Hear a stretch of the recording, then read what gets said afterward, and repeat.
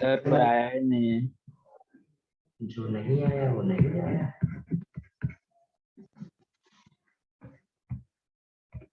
Next starting आ जाओ। Audiometry, यूडोमेट्री,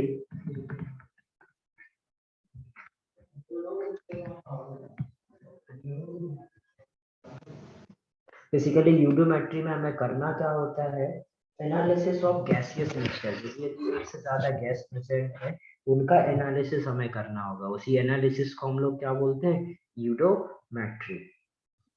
okay, basically जैसे हम लोग मोल कॉन्सेप्ट में क्या कर रहे थे, मोल मोल एनालिसिस कर रहे थे कि एक इसका एन मोल होंगे तो किसका कितना प्रोड्यूस होगा, कितना किसके साथ रिएक्ट करेगा। वैसे ही उस मोल मोल एनालिसिस की जगह हम लोग अब यदि गैसेस में करेंगे तो गैसेस के लिए हमें क्या करना पड़ता है, वॉल्यूम वॉल्यूम एनालिसिस। उनमें कितना वॉल्यूम किसी पर्टिकुलर गैस का कितने वॉल्यूम के साथ रिएक्ट करके कितने वॉल्यूम प्रोड्यूस करेगा, ये सारी जो एनालिसिस है, इन सब एनालिसिस को करने का हम लोग किस में करते हैं, यूडोमेट्री में। आगे समझ में सभी को? तो इसमें मैं कुछ भी सर नया एक बार रिपीट करो ना। नहीं यार, तुम बहुत रिपीट करवाते हैं। सर मैं देखो, अभी भी आया सर। तो अभी आया तो उसके लिए किसकी गलती है, क्यों लेट आया 5 मिनट, नहीं आना अरे चाहिए सर था। चालू नहीं हो रहा था सर, नेटवर्क आज बहुत। हाँ, ये तुम लोग के पास बहाना तो हमेशा रहता है, क्यों? अरे नहीं सर, ऐसा कुछ नहीं है। चलो तो सुनो, दोबारा सुनो। यूडोमेट्री में हमें क्या करना होता है, जैसे हम लोग मोल कॉन्सेप्ट में मोल मोल एनालिसिस कर रहे थे कि इसके एन मोल इसके 2n मोल के साथ रिएक्ट करके कोई 2n मोल प्रोड्यूस करेगा, कि कितने मोल किसके साथ रिएक्ट करके कितने मोल का फॉर्मेशन करेगा।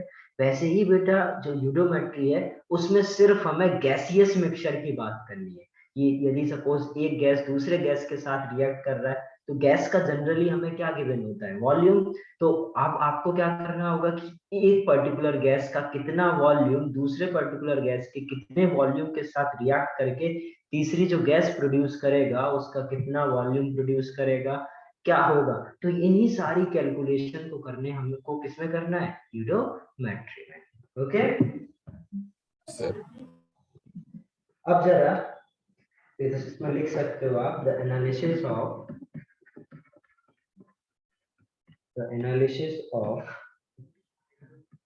the analysis of gaseous mixture, the analysis of gaseous mixture, the analysis of gaseous mixtures, the analysis of gaseous mixtures is called eudometry. Okay, तो बेसिकली हमें क्या करना है, इनके एनालिसिस करना है। अब इनके एनालिसिस, अच्छा ये बताओ किसी गैस का वॉल्यूम हम लोग मेजर कैसे करते होंगे। यदि सपोज एक कंटेनर के अंदर, ध्यान से सुनना, यदि एक कंटेनर के अंदर एक कोई गैस ए है एक कोई गैस बी है, इसका सपोज वॉल्यूम V1 है, इसका सपोज वॉल्यूम V2 है। अच्छा, इस गैस का वॉल्यूम V1 ही है, ये कैसे मेजर करूंगा, क्या इसका वॉल्यूम में मेजर कर सकता हूँ, नहीं कर सकता ना। यदि मैं ऐसा कोई सब्सटेंस इसमें ऐड कर दूं, ध्यान से सुनना, यदि इसमें ऐसा कोई सब्सटेंस में ऐड कर दूं सी, जो सिर्फ और सिर्फ ए के साथ रिएक्ट करता है, ऐसा कोई सब्सटेंस में सी ऐड कर दूं जो सिर्फ ए के साथ रिएक्ट करता है, और ए के साथ रिएक्ट करके क्या बना लेगा, AC।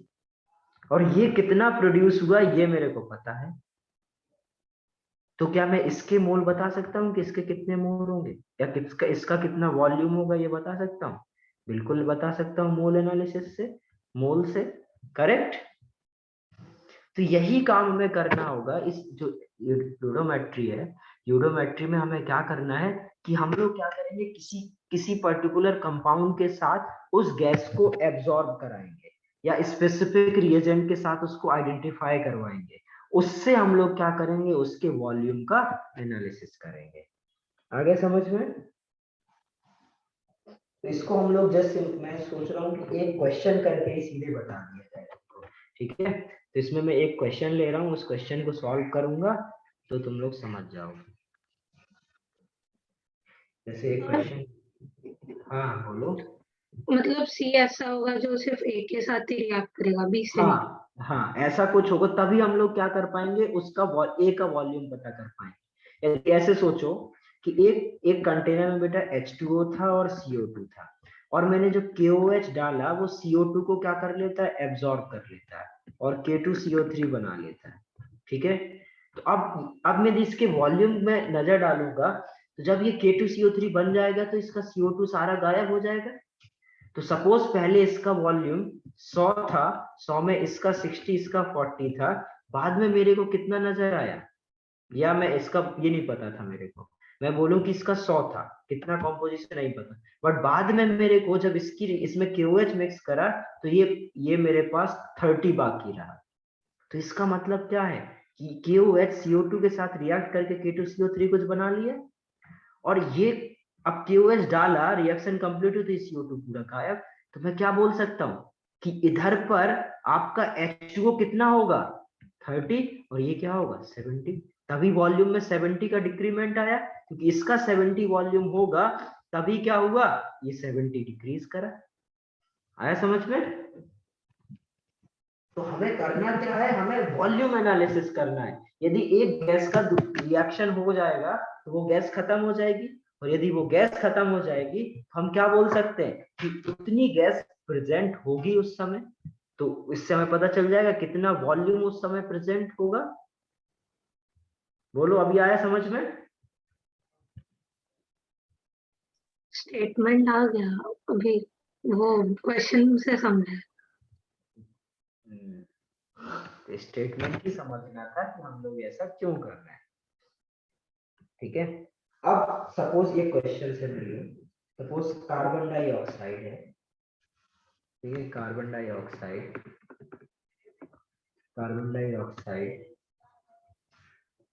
CO2 measuring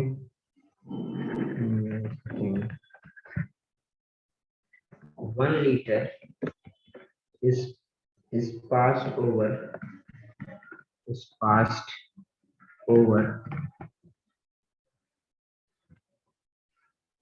over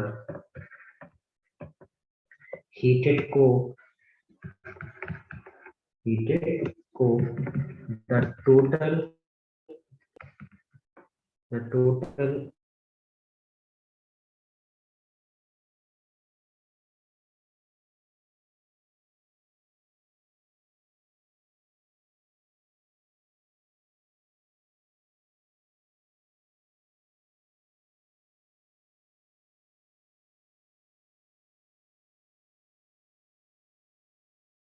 sir आपकी आवाज नहीं आ रही।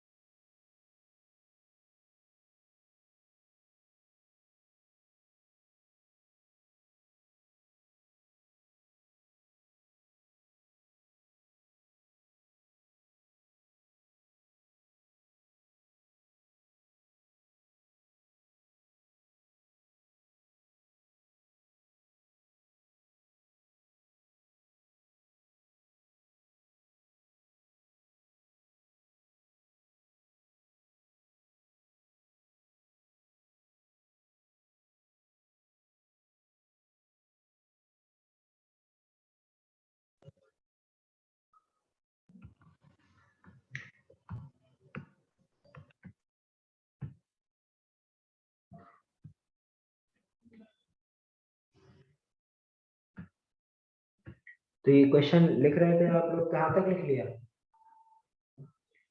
Sir overheated that. Okay. 1.6 liter. Find percentage conversion. Find percentage conversion of CO2 into carbon monoxide. Into carbon monoxide. ठीक है, क्या बोला गया कि CO2 is measuring 1 liter is passed over heated coke, मतलब कार्बन के साथ यदि हीट करने पर हमें क्या मिल जाता है? कार्बन मोनोऑक्साइड मिल जाता है, मतलब CO मिलता है। ठीक है, और बोला है कि आपको the passed over the hot coke, the total volume of gases coming out becomes 1.6 litre. इसका मतलब क्या है? उस समय जब आपका इसका 1 लीटर, ध्यान से सुनना, इसका 1 लीटर यदि हॉट कोक से पास कराया जाए तो इसका कुछ प्रोड्यूस होगा, और करेक्ट, और इसका जो कुछ प्रोड्यूस होगा और ये कुछ जो बचेगा उसका टोटल वॉल्यूम कितना है? 1.6। ठीक है, क्वेश्चन लिखो और सोचो आप क्या इस क्वेश्चन को सॉल्व कर सकते हैं?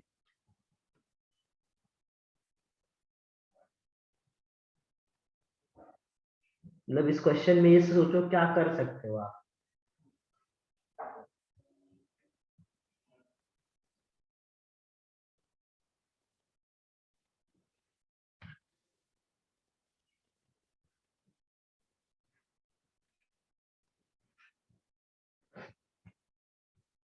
CO के वॉल्यूम को x ले सकते हैं और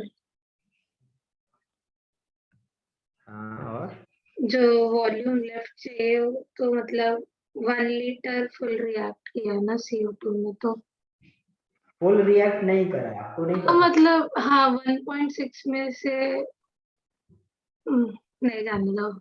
देखो देखो क्या कर सकते हैं इसमें, समझो जरा ध्यान से क्या क्वेश्चन है। क्वेश्चन आपको दे रखा है कि आपके पास बेटा CO2 है, प्लस C से आपका क्या हो रहा है? CO फॉर्मेशन हो रहा है। अच्छा ये बताओ, यदि ये इक्वेशन अभी बैलेंस तो है नहीं, इसको बैलेंस करेंगे तो इधर क्या आ जाएगा? 2 आएगा, करेक्ट। यदि इसको बैलेंस करेंगे तो इधर 2 करना पड़ेगा। अब ये केमिकल इक्वेशन बैलेंस है, तो आपको स्टोइकियोमेट्रिक लॉ से क्या आता है कि mole of CO2 reacted upon इसका stoichiometric coefficient 1 is equal to mole of carbon reacted divided by इसका stoichiometric coefficient is equal to mole of CO produced divided by इसका stoichiometric coefficient। ये आपने मोल में सीखा है? बोलो। यस सीखा है। तो अब मैं क्या बोल सकता हूं, यदि इसका मोल की जगह मैं, यदि इसका वॉल्यूम 1 लीटर दे रखा है तो मैं मोल निकाल सकता हूं। यदि STP पे बात करूं तो V/22 मोल होता है, करेक्ट। तो यदि ये मोल आप निकाल सकते हो 1 लीटर के लिए 1/22.4, तो 22.4 तो ये क्या है? एक कांस्टेंट है, वो तो सेम, वो तो क्या है, दोनों के लिए सेम हो जाएगा। तो मैं इधर ऐसे लिख सकता हूं कि वॉल्यूम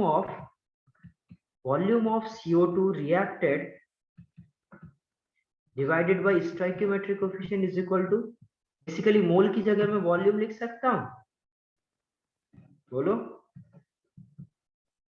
बिल्कुल लिख सकता हूं, volume of CO produced divided by इसका स्टोइकियोमेट्रिक कोएफिशिएंट। ओके। अच्छा अब यदि इसका 1 मोल रिएक्ट करेगा तो इसका कितना मोल रिएक्ट करेगा? 1। यदि इसका 1 लीटर रिएक्ट करेगा तो इसका कितना करेगा? 1 लीटर, करेक्ट। सपोज इसका इनिशियली 1 लीटर था, इससे इसका कुछ x रिएक्ट करा, तो इससे 1 - x बचेगा, और इसका यदि x रिएक्ट करा तो इसका तो पता नहीं कितना था, तो वो तो एक्सेस में उसको छोड़ दो। ठीक है, यदि आप बोल सकते हैं इसके n लीटर था, ये n लीटर से कुछ इसका x रिएक्ट कर जाएगा, और इसका कितना प्रोड्यूस होगा, 2x डिवाइडेड बाई 2 है, तो क्या हो जाएगा, इसका 1 रिएक्ट करा तो इसके कितने प्रोड्यूस करेंगे, 2x। ये बात ठीक है। यही काम मैं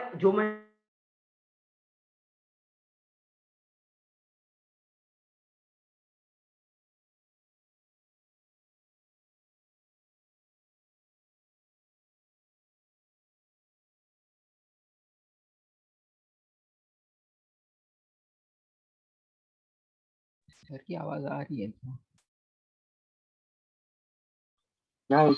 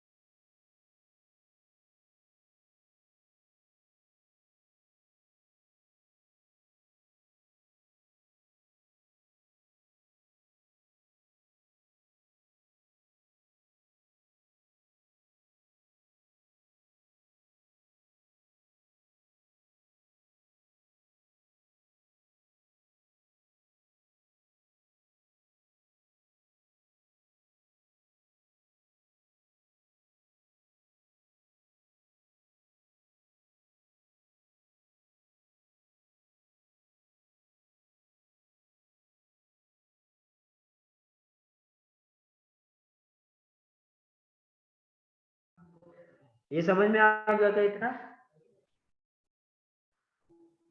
No, सर आप वापस एक्सप्लेन कर सकते हो क्या? मैं बीच में डिस्कनेक्ट हो गया था।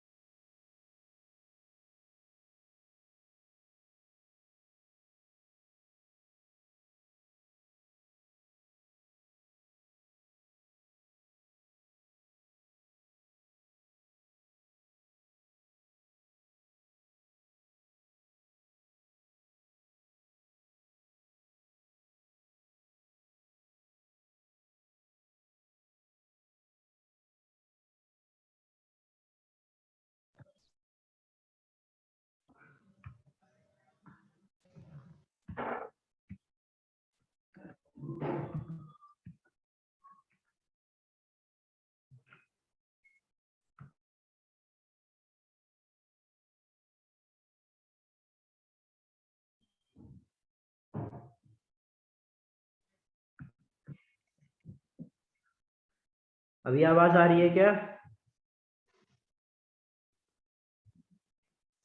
हाँ सर। आ रही है। कहाँ तक सुना था तुम लोगों ने? सर मैं डिस्कनेक्ट हो गया था तो मैंने पूरा क्वेश्चन नहीं सुना। और बाकी लोग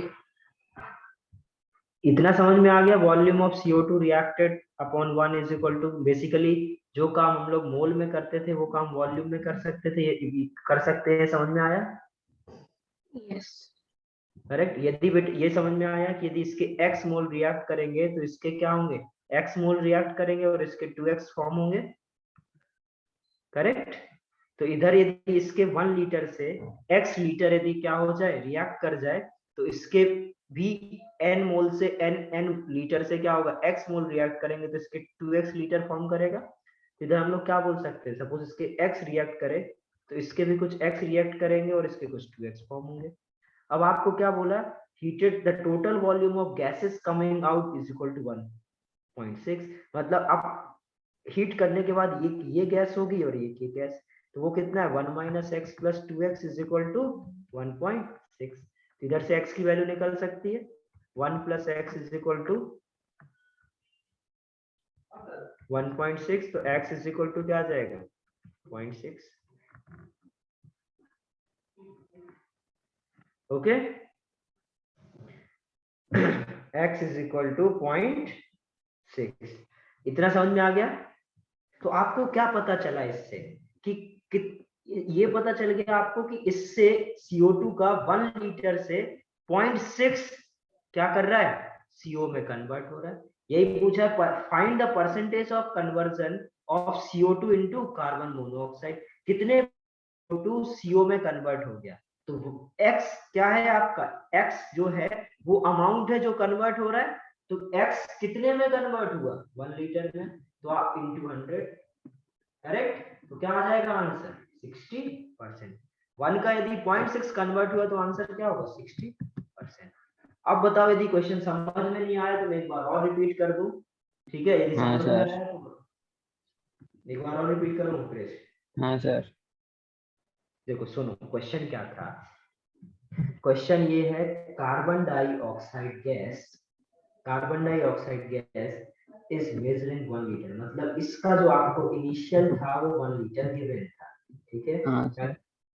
इस पास्ट ओवर हीटेड को, इससे आपको हीट करा है, कार्बन से कार्बन में पास करा के क्या किया आपने, हीट किया, और सर वो जब क्या हीट लिखा करने है? के बाद इस ये जो CO2 है वो कुछ कन्वर्ट हुआ किसमें, CO में, और जब कन्वर्ट हुआ उस समय जब आपका क्या हो 1.6 लीटर गैसेस थी, मतलब जब कन्वर्ट होना शुरू हुआ और एक टाइम आया जिस समय क्या हुआ इनका कन्वर्जन, जो गैसेस है उनका सम कितना आया वॉल्यूम का 1.6 लीटर। इसका मतलब क्या है कि ये कुछ कन्वर्ट हो गया होगा तो उस समय कुछ ये प्रेजेंट होगी कुछ ये प्रेजेंट होगी, करेक्ट। अब हमें यही हाँ समझना है कि यदि इसका कितना रिएक्ट करेगा और इसका कितना प्रोड्यूस करेगा। तो आपने स्टोइकियोमेट्रिक रिलेशन सीखा होगा, स्टोइकियोमेट्रिक रिलेशन से हमें क्या पता चलता है, यदि कोई केमिकली बैलेंस्ड इक्वेशन है तो mole of CO2 reacted upon stoichiometry, मतलब इसका जो स्टोइकियोमेट्रिक कोफिशिएंट है upon mole of C reacted upon this is equal to mole of CO produce upon 2। तो जो काम हम मोल के लिए लिखते थे वही काम हम वॉल्यूम के लिए लिख सकते हैं, क्योंकि मोल और वॉल्यूम में सिर्फ एक कांस्टेंट का डिफरेंस है 22.4, जो कि क्या हो जाएगा जब मैं बराबर में लिखूंगा तो वो तो कैंसिल आउट हो जाएंगे, तो मैं ये लिख सकता हूँ। तो बेसिकली जो काम मैं ये बोल सकता हूँ कि इसका x मोल इसके वो दोनों बराबर है, यदि इसका x रिएक्ट करेगा तो इसका x फॉर्म होगा और इसके 2x फॉर्म होंगे। तो वही चीज मैं क्या बोल सकता हूँ, इसके v वॉल्यूम के साथ इसका 2v वॉल्यूम बनाएंगे। तो मैं बोलूं यदि इसका इनिशियली 1 लीटर था उससे कुछ x रिएक्ट करा तो 1 माइनस एक्स बचेगा, और इसके n वॉल्यूम से कुछ x रिएक्ट करा तो n माइनस एक्स बचेगा, और इसका कितना प्रोड्यूस हो जाएगा 2x। यदि इसका 2x प्रोड्यूस हुआ तो उस समय जब आपको ये देखना है उस समय क्या होगा 1 minus x plus 2x is equal to क्या है, मतलब टोटल वॉल्यूम जो कमिंग आउट गैसेस हैं, जो गैसेस क्या होंगे CO, जो CO प्रोड्यूस हुआ और जो CO2 बचा, जो कमिंग आउट गैसेस हैं उनका वॉल्यूम क्या हो जाएगा 1 माइनस एक्स प्लस 2x। तो 1 माइनस एक्स प्लस 2x क्या हो जाएगा 1.6 के बराबर, तो 1 plus x is equal to 1.6 और x is equal to 0.6। Sir वो लास्ट में आपने अब यदि वो 1 माइनस एक्स और वो किया, वो कैसे किया? ये इससे नहीं समझ में आ रहा है, यदि इसके x रिएक्ट करेंगे तो इसके भी बराबर रिएक्ट करेंगे, mole of CO2 reacted upon 1 is equal to mole of C carbon reacted upon 1, इधर से जितने मोल इसके रिएक्ट कर रहे हैं उतने ही मोल इसके रिएक्ट करेंगे। सपोज हाँ इसके सर x वो तो रिएक्ट पता करें, चला, पर फिर वो आपने कैसे लिख दिया 1 माइनस हाँ एक्स तो और 1 आप यदि माइनस? इसके एक बार में x रिएक्ट करे तो बचेंगे कितने, जितने स्टार्टिंग में थे हाँ माइनस सर। जितने हाँ गायब हो गए रिएक्ट कर गए तो बचेंगे कितने 1 माइनस एक्स, और इसके सपोज इनिशियली n थे तो इससे भी रिएक्ट कर जाएंगे x, तो बचेंगे कितने n माइनस एक्स, और इससे यदि x रिएक्ट करे तो इसके प्रोड्यूस कितने 2x, तो मैंने जस्ट 2x लिख दिया जितने प्रोड्यूस हुए, क्योंकि इनिशियली तो CO 0 था। हाँ सर। समझा? हाँ सर। बेटा तुम लोगों ने मोल कॉन्सेप्ट में लिमिटिंग रिएजेंट सीखा होगा, उसके टाइम पर ये सब सीखा होगा करना। यस 1 माइनस एक्स से n माइनस एक्स, और इसके कितने हो जाएंगे 2x प्रोड्यूस हुए। अब जिस समय पूछ रहा है एक ऐसा समय जहां पर 1.6 लीटर, तो इनका सम 1.6 कर दिए, तो आपको क्या पता चला कि इसके 1 लीटर से कितना x रिएक्ट करा 0.6, तो बेसिकली कितना परसेंटेज कन्वर्जन हुआ इसका, 1 से 0.6 कम हुआ मतलब 60% कन्वर्ट हो गया। अभी आया समझ में? वो परसेंट हाँ वाला बताइए, क्या परसेंट वाले में क्या मतलब x डिवाइड में क्या? नॉर्मल कॉमन सेंस लगाओ, यदि एक लीटर था और उसका 0.6 लीटर आपका कन्वर्ट हो गया, तो कितना परसेंट कन्वर्ट होगा? ओके वो समझ गया ना, तो कॉमन सेंस ही लगाना है आपको।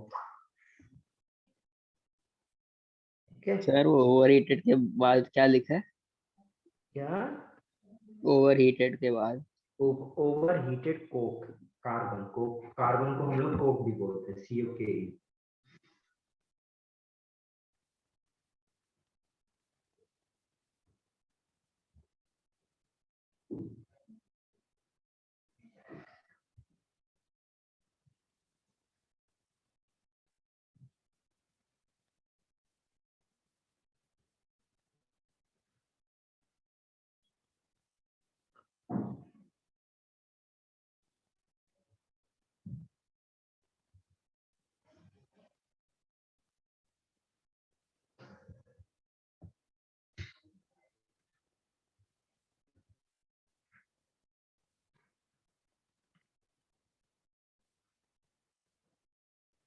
लिख लिया इसको?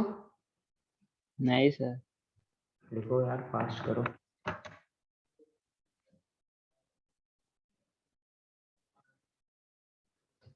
ये अभी जो हम लोग नेक्स्ट चैप्टर पढ़ेंगे केमिकल इक्विलिब्रियम, अभी शुरू करूंगा इसी थोड़ी देर बाद, उसमें भाई ये सब बहुत यूज होगा। मोल तो मोल आना चाहिए आप लोग को, पुराना रिवाइज करो, पुराना भूल जाओगे तो ये सब नहीं कर पाओगे कुछ भी, बहुत समय लगता है ये सब बताने में, यदि दोबारा ये सब पढ़ाना पड़ा तो। 10 मिनट का टॉपिक था ये, 1 घंटा लग जाएगा।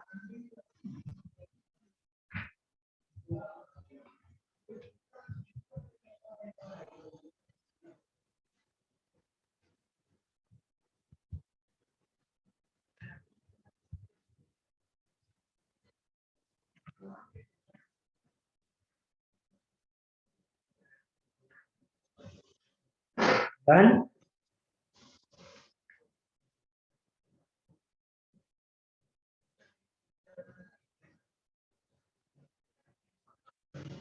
हो जाए तो बताना कृष्ण।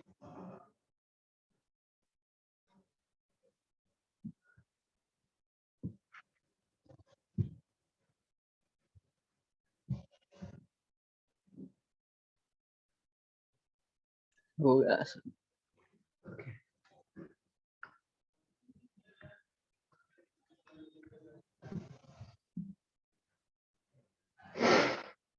अब सपोज एक और क्वेश्चन करते हैं, ठीक है, कुछ इससे समझेंगे। एक और जो क्वेश्चन हम लोग करने जा रहे हैं, 100 ml 100 ml of hydrocarbon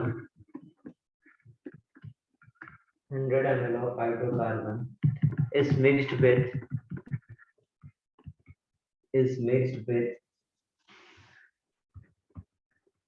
excess of oxygen and exploded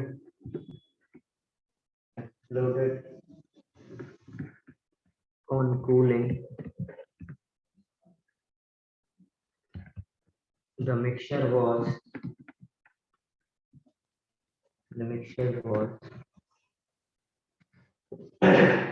reported to have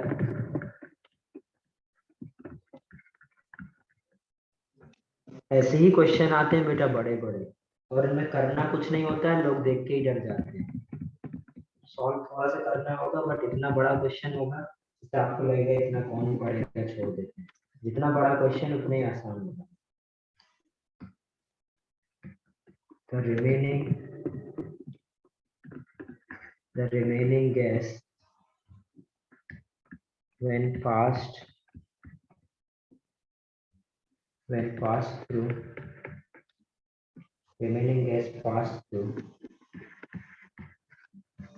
a solution of remaining gas is when passed through a solution of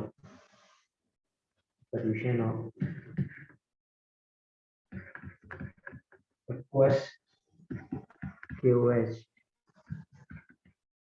the mixture shows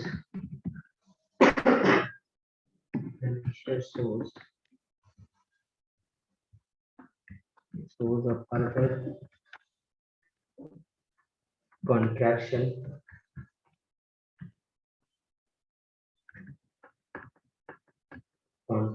of 300 ml. Find molecular formula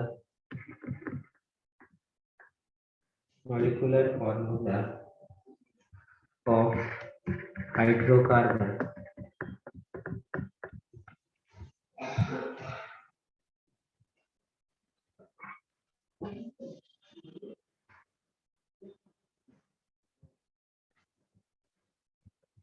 recent previous page account.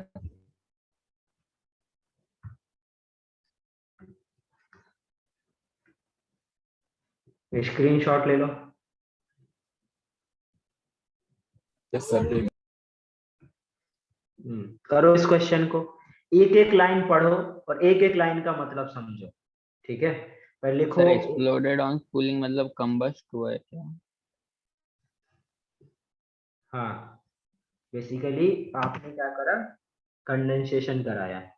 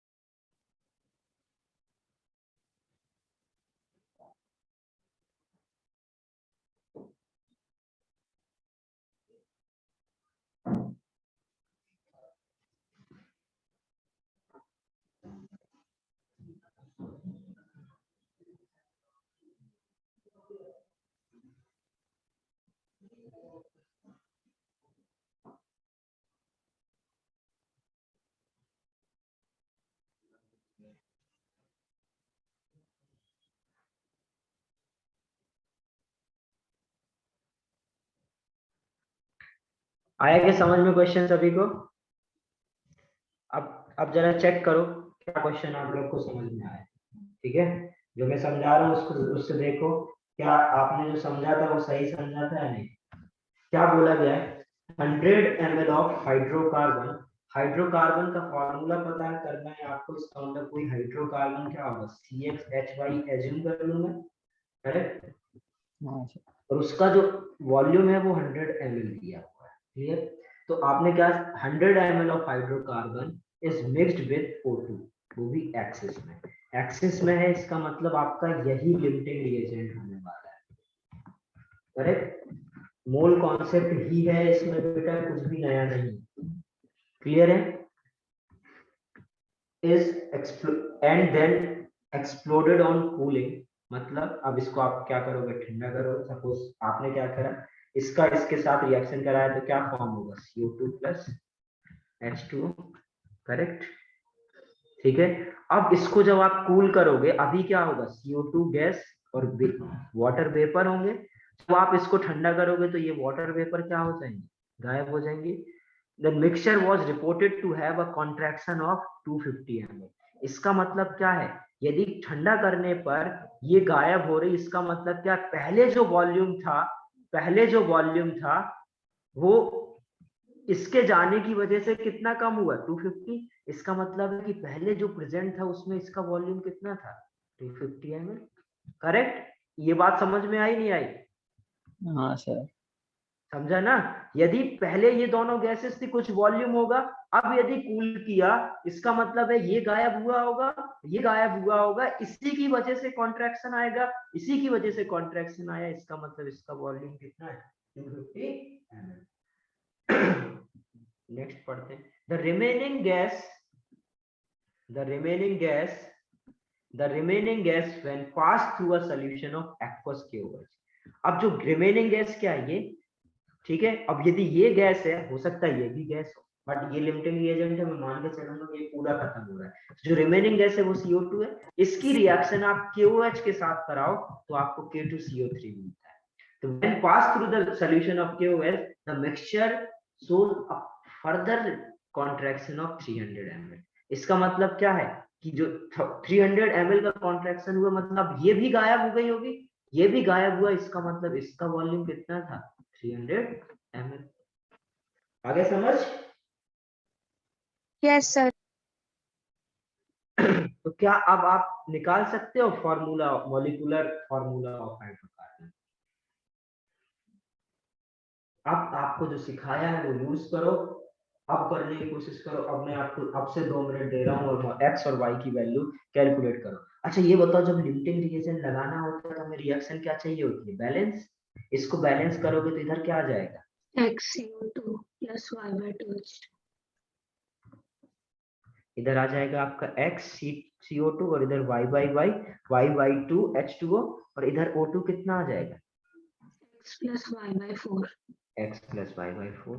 खैर इसकी जरूरत भी नहीं थी। अब आप क्या बोल सकते हो, यदि ये लिमिटिंग रिएजेंट है, ठीक है, ये रिएक्शन बैलेंस है, यदि बेटा इसके x मोल रिएक्ट करेंगे तो इसके कितने, सपोज इसके z मोल रिएक्ट करेंगे तो इसके कितने रिएक्ट करेंगे, कितने प्रोड्यूस होंगे,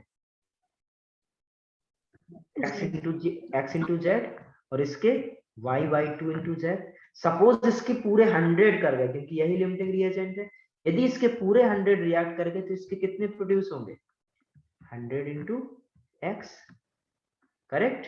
और 100 into x is equal to कितना है, 300 ml। और इसके कितने बनेंगे, 100 इंटू y/2 और वो किसके बराबर है, 250। तो ये 0 से 0 कैंसिल, ये कितना आ जाएगा 0, एक और, तो आपका y इज इक्वल टू 5 और x इज इक्वल टू कितना आ जाएगा 3। तो आपका जो हाइड्रोकार्बन वो होगा, क्या होगा, C3H5। आया क्या समझ में? तो कैसे आपको यूडोमेट्री में करना है, इस तरीके से आपको, देखो जस्ट क्या है, एक तरीका है जैसे आपको वॉल्यूम गिवन होता है। आपको कोई क्वेश्चन ऐसे दे सकता है कि H2O का वॉल्यूम 250 है, CO2 का वॉल्यूम 300 है, तो फॉर्मूला बताओ, तो आप आराम से बता लोगे। पर इसी के बताने का तरीका क्या है, इन 5 लाइन में, इन 5 लाइन में, और जो किस तरीके से आपको बताया जा रहा है उसका क्या मतलब है, वो मैंने आपको समझाया। क्वेश्चन में कुछ करना था, क्वेश्चन में जस्ट सिंपल लिमिटिंग रिएजेंट में जो करते हैं वो यूज करना है, और जस्ट इंफॉर्मेशन जो गिवन है उसको यूज करके आपको डेटा पता करना है एक्चुअली में क्या क्या गिवन है।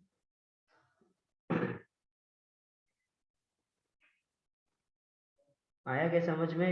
ये क्वेश्चन सबको समझ में आ गया? Yes sir. और बाकी लोग हैंड रेस करो।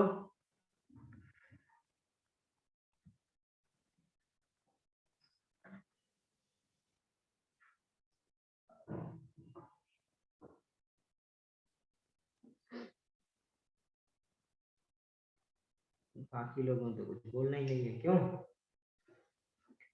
यदि नहीं आया समझ में तो पूछ लो। जितने लोग भी मेरी आवाज सुन रहे हैं वो लोग हैंड रेस करो।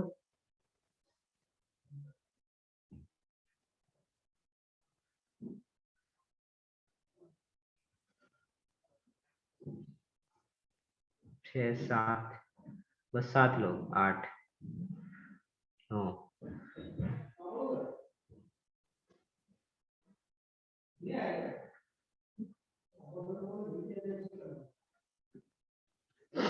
डन ये।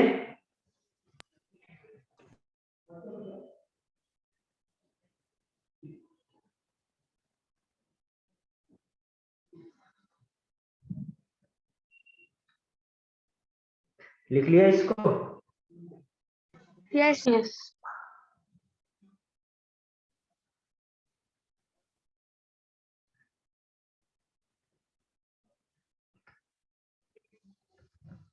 चलिए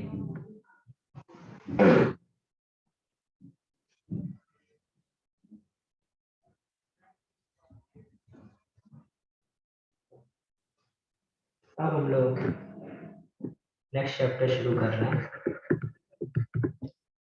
केमिकल। सर ये चैप्टर हो गया। हाँ केमिकल इक्विलिब्रियम।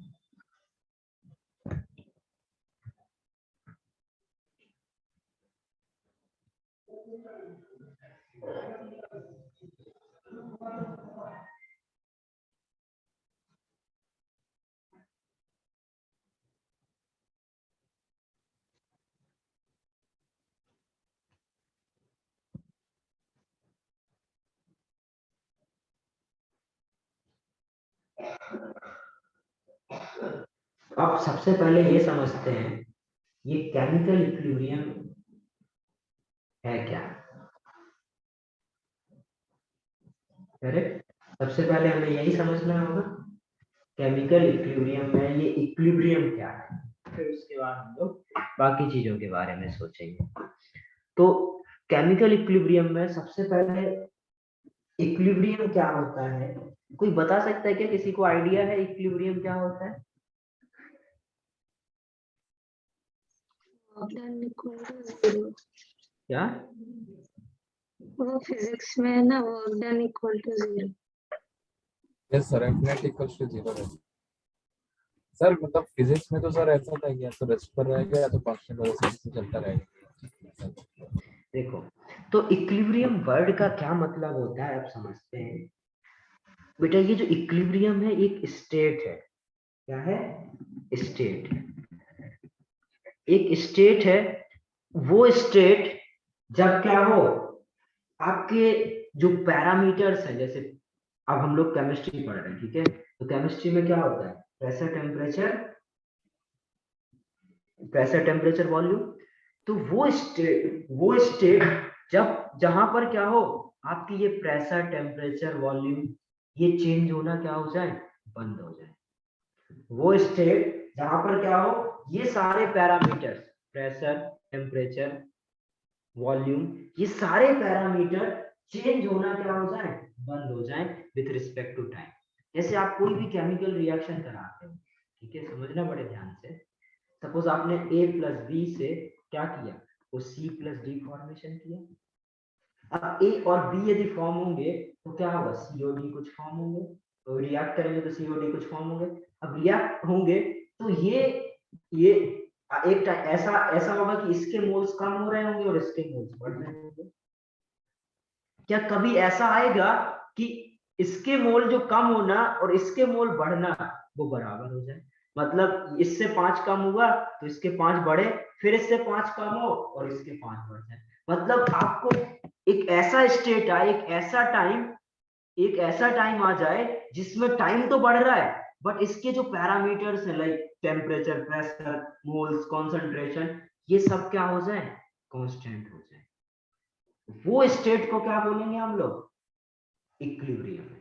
जैसे सपोज एक टेबल के ऊपर आपने क्या रखा, बुक रख दिया, तो क्या फिजिक्स के हिसाब से यदि सोचो, ये आपका एक टेबल है, ठीक है, तो इसके ऊपर जो बुक रखा है, तो क्या इस पर जो फोर्सेस लग रहे हैं क्या वो टाइम के साथ चेंज हो रहे हैं? क्या इसके पैरामीटर, यदि कोई बुक यदि आपने टेबल पर रखी हुई है तो क्या इसके कुछ पैरामीटर चेंज हो रहे हैं? तो आप क्या इस बुक को इक्विलिब्रियम पर बोल सकते हो? क्योंकि Yes, ये sir. एक ऐसी स्टेट है जहां पर क्या है, इसके pressure, temperature, force, volume, normal, सारा कुछ क्या है कांस्टेंट। और टाइम इस पर रखा है तो टाइम निकलते जा रहा है। तो पासेस ऑफ टाइम के साथ सारे पैरामीटर क्या हो जाए, सेम हो जाए, उस स्टेट को हम लोग क्या बोलेंगे, इक्विलिब्रियम। क्लियर है, इक्विलिब्रियम बोलेंगे। आगे समझ में इतना। अब ये जो इक्विलिब्रियम है ये दो टाइप के होते हैं। एक तो अरे ए प्लस बी और सी प्लस डी मतलब उसने रिएक्ट हुआ सर, एक बार वापस बताओ ना। वो बाद में समझेंगे, आएगा अभी। इक्विलिब्रियम समझ में आ गया क्या? इक्विलिब्रियम क्या समझाया मैंने, वो टाइम, वो स्टेट जहां पर आपके प्रेशर, टेम्परेचर, वॉल्यूम वो क्या हो, फिक्स रहे, वो चेंज ना हो, वो टाइम के साथ कांस्टेंट रहे, वो उस स्टेट को आप क्या बोलोगे, इक्विलिब्रियम। अब जो इक्विलिब्रियम है वो दो टाइप के होते हैं, वो डायनेमिक और स्टैटिक। डायनेमिक इक्विलिब्रियम और स्टैटिक इक्विलिब्रियम। जो डायनेमिक इक्विलिब्रियम होते हैं वो क्या होते हैं, जिसमें क्या हो, पैरामीटर चेंज हो बट उनके जो रेट ऑफ चेंज है वो कांस्टेंट रहे।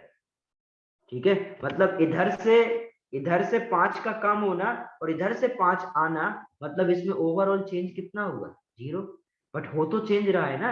यदि सपोज एक पेंडुलम है, एक पेंडुलम ये ऊपर गया और ये नीचे गया, ये इधर से ऊपर गया और इधर से नीचे गया, तो आपको क्या लगेगा, क्या इसकी कोई पोजीशन चेंज हो रही, इधर से गया था फिर वापस इधर आया, इधर से गया इधर से वापस आया, तो आपको क्या लगेगा, इसमें कोई भी चेंज हो रहा है, कुछ भी चेंज नहीं हो रहा है।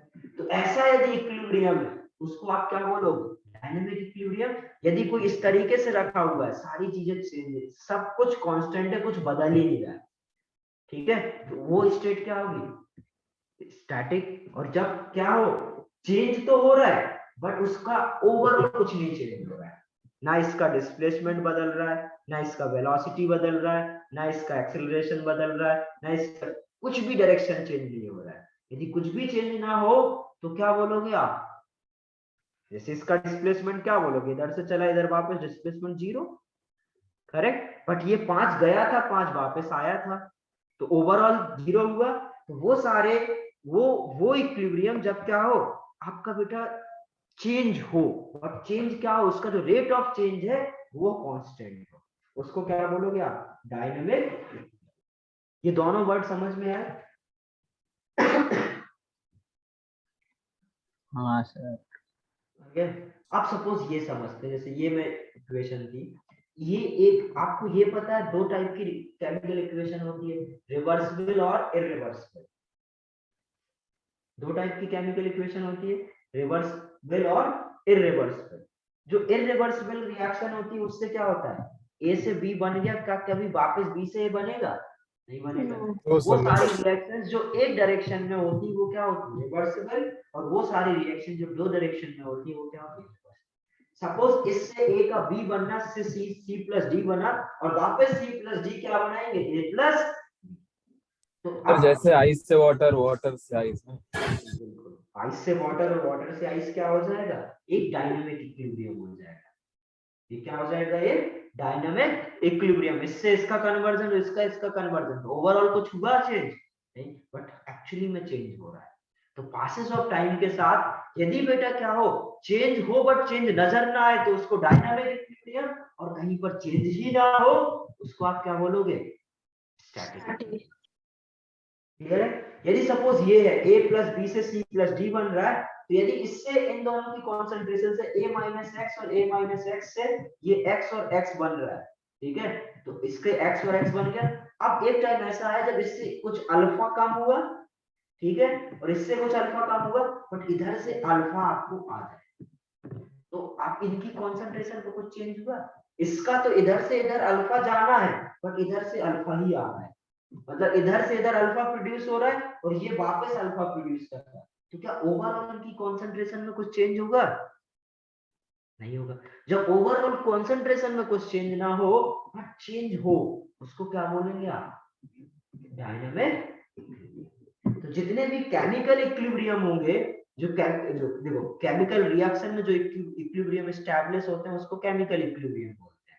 जहां पर भी केमिकल चेंज हो उस इक्विलिब्रियम को आप क्या बोलोगे, केमिकल इक्विलिब्रियम, करेक्ट। तो वो सारे इक्विलिब्रियम जहां पर इधर से इसका फॉर्मेशन, इसका फॉर्मेशन, मतलब इधर से इसका रेट और इधर से इसका रेट क्या हो जाए, बराबर हो जाए, उस पॉइंट को, उस टाइम को आप क्या बोलोगे, वो आपका स्टेट क्या होगा, इक्विलिब्रियम। आएगा समझ में? अब डेफिनेशन लिखा दूं,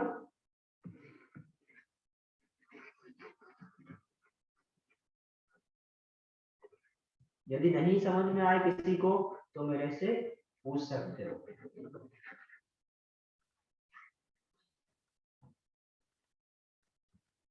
अब ये नया चैप्टर है, ठीक है, तो इसमें मत सोचना कि हम नए हैं या पुराने हैं तो हमें समझ में नहीं आएगा या हमने पुराना छोड़ा है, सब कुछ समझ में आएगा। जो सिखा रहा है नहीं समझ में आता है तो पूछो दोबारा। मैं देखो इट इज, इसका केमिकल इक्विलिब्रियम क्या, मैं बेसिकली इक्विलिब्रियम की डेफिनेशन लिखने जा रहा हूं। इक्विलिब्रियम क्या हो जाएगा, क्या था, इट इज द स्टेट, ये याद रखना, इक्विलिब्रियम एक स्टेट है, it is the state of process, is the state of process in which, it is the state of process in which property like temperature, pressure and concentration remains same with passes of time। ये समझ में आ गया? जब ये सारे parameter क्या हैं, सेम रहे पासेस ऑफ टाइम पे, तो क्या होगा, आपका इक्विलिब्रियम एस्टैब्लिश होगा। ओके, अब केमिकल जो इक्विलिब्रियम है उसको मैंने क्या बोला था, टू टाइप्स में डिवाइड करते हैं। तो equilibrium divided in two types, static equilibrium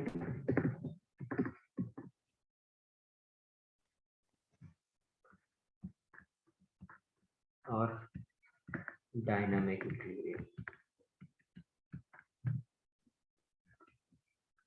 static equilibrium क्या होता है, इसके एग्जांपल क्या हो जाएंगे, book on the table, correct, इसमें कुछ भी चेंज ना हो। और डायनामिक के एग्जांपल क्या हो जाएंगे, जैसे कोई भी केमिकल इक्वेशन है, ठीक है, या मैं ऐसे बोल सकता हूँ कि जो डायनामिक होते हैं वो दो टाइप के होते हैं, केमिकल इक्विलिब्रियम और फिजिकल इक्विलिब्रियम। सर फिजिकल मतलब इरिवर्सिबल ना, केमिकल मतलब रिवर्सिबल। नहीं नहीं, ऐसा कुछ नहीं है, दोनों रिवर्सिबल ही होते हैं, बट वो डायनामिक में जहां पर केमिकल चेंज हो तो केमिकल इक्विलिब्रियम, जहां पर फिजिकल चेंज हो तो फिजिकल इक्विलिब्रियम। ठीक है, दो टाइप के डायनामिक इक्विलिब्रियम में क्या होंगे, दो टाइप के, जब आपका केमिकल चेंज हो तो केमिकल इक्विलिब्रियम, फिजिकल चेंज हो तो फिजिकल इक्विलिब्रियम।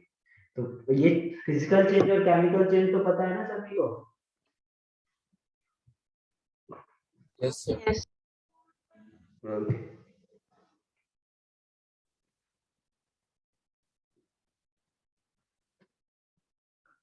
तो इसमें केमिकल इक्विलिब्रियम क्या हो जाएगा, सपोज कोई PCl5 है, ठीक है, PCl5 में इरिवर्सिबल हुआ। देखो एक बात हमेशा समझो, यदि कोई केमिस्ट्री में इक्विलिब्रियम एस्टैब्लिश होगा तो हमेशा कब होगा, जब आपका रिवर्सिबल रिएक्शन हो, क्योंकि एक बार यदि रिवर्सिबल इरिवर्सिबल रिएक्शन हुई तो वापस ही नहीं जा रहा, तो इनके कांस्टेंट कैसे होंगे, हो ही नहीं सकते। तो कभी भी यदि इक्विलिब्रियम एस्टैब्लिश होगा तभी एस्टैब्लिश हो सकता है जब आपकी क्या हो, रिवर्सिबल इक्वेशन।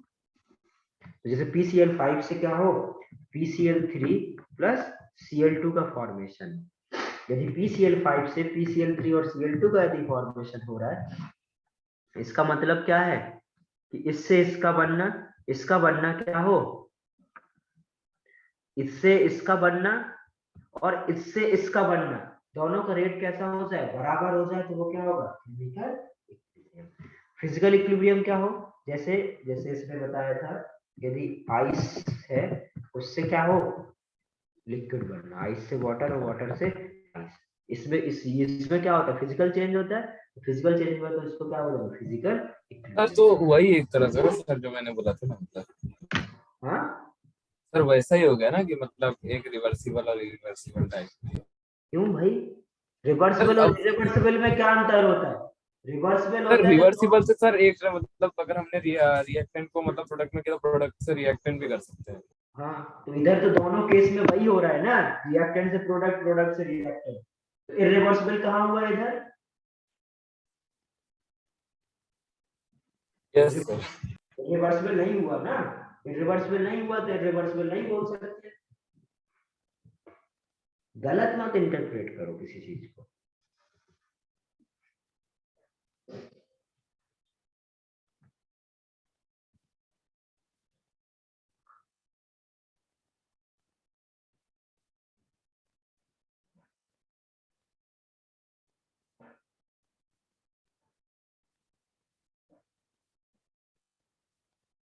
तो सर दोनों में अगर हो सकता है तो मतलब एक में चेंज नोटिस होगा और एक में नहीं होगा, ऐसा है क्या? किसमें, दोनों में होगा भाई, चेंज नहीं नोटिस ही नहीं नहीं, होगा। मतलब हमें सामने से दिखेगा ऐसा। नहीं, क्या किस में पूछना चाह रहे हो, मेरे को ये बताओ देखो क्या पूछ। हाँ, उसने बोला कि वापस हम रिवर्स कर सकते हैं, इसमें वो दो आ रहे हैं, मतलब कर सकते हैं। आपका वॉइस ब्रेक हो रहा है, एक बार फिर से बोलो। Hello sir. हाँ हाँ हाँ, हाँ, उसने बोला कि मतलब एक बार रिएक्टेंट से प्रोडक्ट बन गया तो रिवर्स नहीं कर सकते, तो आपने बोला कि नहीं कर सकते हैं। कर सकते हैं बेटा, दो रिएक्शन होती है, रिवर्सिबल और इरिवर्सिबल, ठीक है, रिवर्सिबल और इरिवर्सिबल। रिवर्सिबल मतलब क्या है, रिएक्टेंट से प्रोडक्ट और प्रोडक्ट से रिएक्टेंट बन जाना, इसको क्या बोलते हैं हम लोग, रिवर्सिबल रिएक्शन। और यदि इरिवर्सिबल रिएक्शन है, इसका मतलब क्या है कि रिएक्टेंट से प्रोडक्ट बन गया, वापस आप प्रोडक्ट से रिएक्टेंट नहीं बना सकते। क्लियर है। यस, यही अब वो आपको, फिजिकल और हाँ, केमिकल में वो मिक्स हो गया था, इसीलिए मैंने पूछा कि दोनों का सेम नहीं है ना। तो केमिकल और फिजिकल में मिक्स क्यों हो जाता है भाई, इससे भी क्या है, इससे भी रिएक्टेंट से प्रोडक्ट बन रहा है, इससे भी रिएक्टेंट से प्रोडक्ट, प्रोडक्ट से रिएक्टेंट, प्रोडक्ट से रिएक्टेंट, दोनों में से हो रहा है ना। यदि भाई इरिवर्सिबल रिएक्शन है, वहां पर इक्विलिब्रियम ही नहीं स्टेब्लिश हो सकता है ना, ए से बी बना, अब क्या वापस बी से ए बन रहा है, तो इधर इसका इसमें बनना और इसका इसमें बनना, ये पॉसिबल हो पाएगा, नहीं हो पाएगा ना। यदि रिएक्शन आपकी क्या है, रिवर्सिबल है, तभी ये पॉसिबल है ना, इसमें इसका बनना और वापस इसका इसमें बनना, इनके रेट क्या हो, सेम हो, तभी इक्विलिब्रियम स्टेब्लिश होगा ना। तो इसमें कभी इक्विलिब्रियम फिजिकल स्टेब्लिश नहीं। इक्वेशन का मतलब क्या है फिर? क्या फिजिकल इक्वेशन का मतलब क्या है फिर? बेटा, इक्वेशन नहीं है, इक्विलिब्रियम ही है।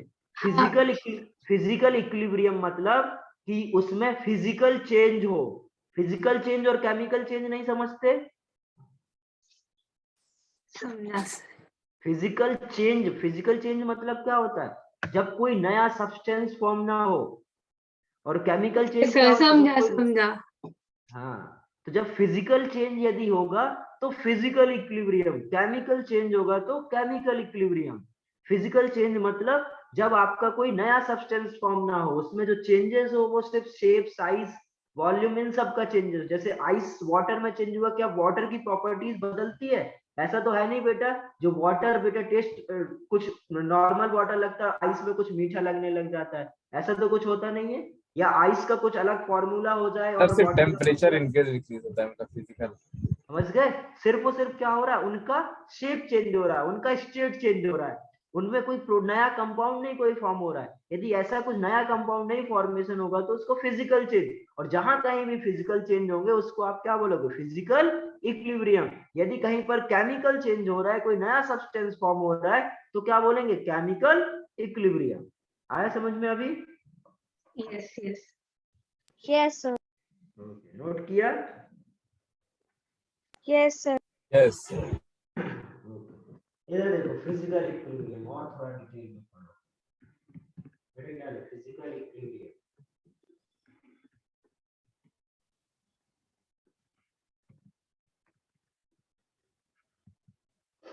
आदर्श ने कंफ्यूज किया श्रेया को। नहीं सर, वो थोड़ा 10th की वजह से। वो तुम लोग फिजिकल चेंज ही नहीं समझ पा रहे थे। नहीं सर, मैं एक्चुअली रिवर्सिबल इरिवर्सिबल में फंस गया था, इसके लिए थोड़ा सा कंफ्यूजन हो गया। तो फिजिकल उसने नहीं किया, वो खुद ही हो गई। चलो कोई, मेरे को यही समझ में नहीं आ रहा तुम लोग पूछना क्या चाह रहे हो। फिर मेरे को समझ में आया तुम लोगों को फिजिकल और केमिकल ही चीजें नहीं समझ में आ रहा है कि फिजिकल इक्विलिब्रियम और केमिकल इक्विलिब्रियम।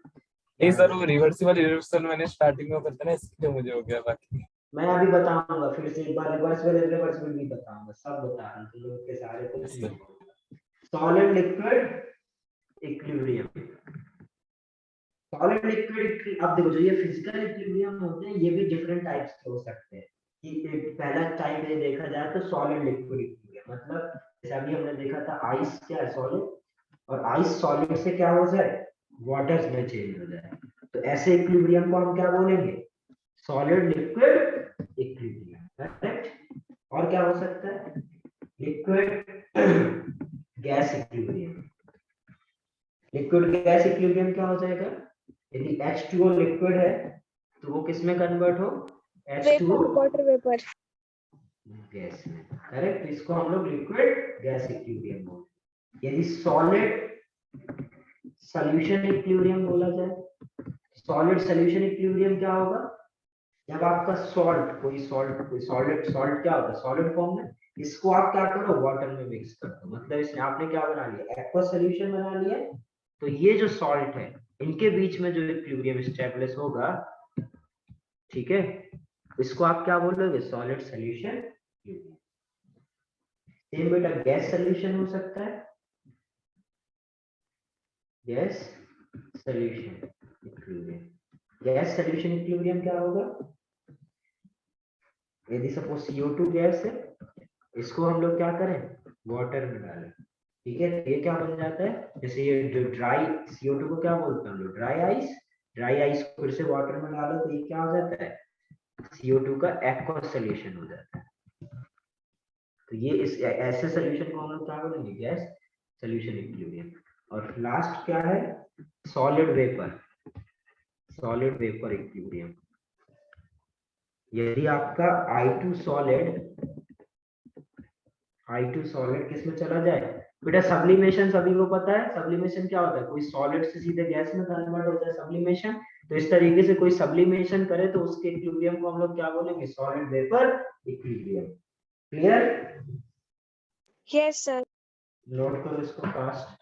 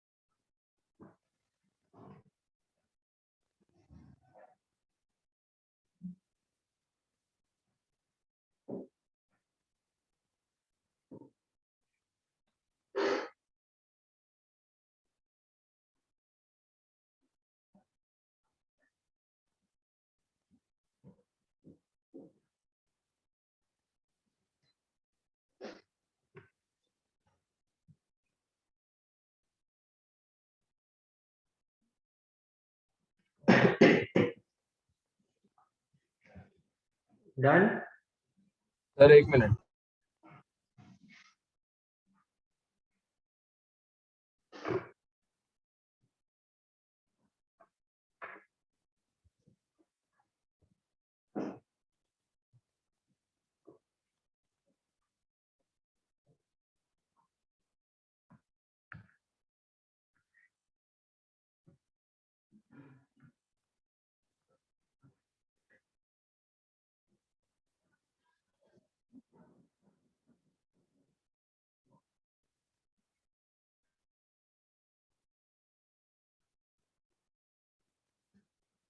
सर हो गया।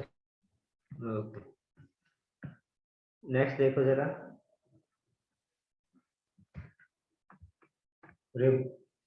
अब देखो जरा, रिवर्सिबल में डिफरेंस लिखा देता हूँ। रिवर्सिबल रिएक्शन और irreversible reaction.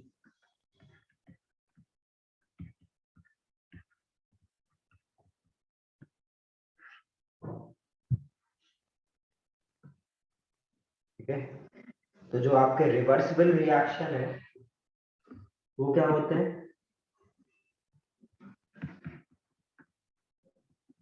Product,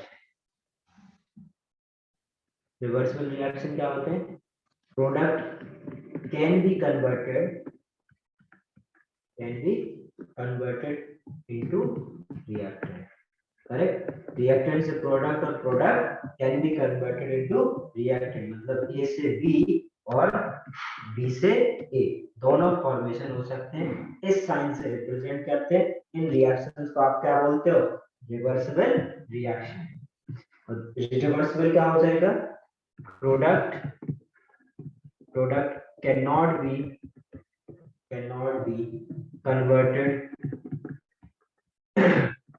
converted into reactant. Product cannot be converted into reactant. ये हो जाए। ओके, यदि दूसरा बात करा जाए तो क्या हो जाएगा? Closed container. ठीक है, तो ये जो रिवर्सिबल रिएक्शन है बेटा, यदि सपोज गैस बना, ठीक है, ए से बी क्या हुआ, कुछ गैस बना और पता चले ये कंटेनर खुला हुआ था, जो गैस है वो और भी, तो क्या वापस ए बना पाएगा?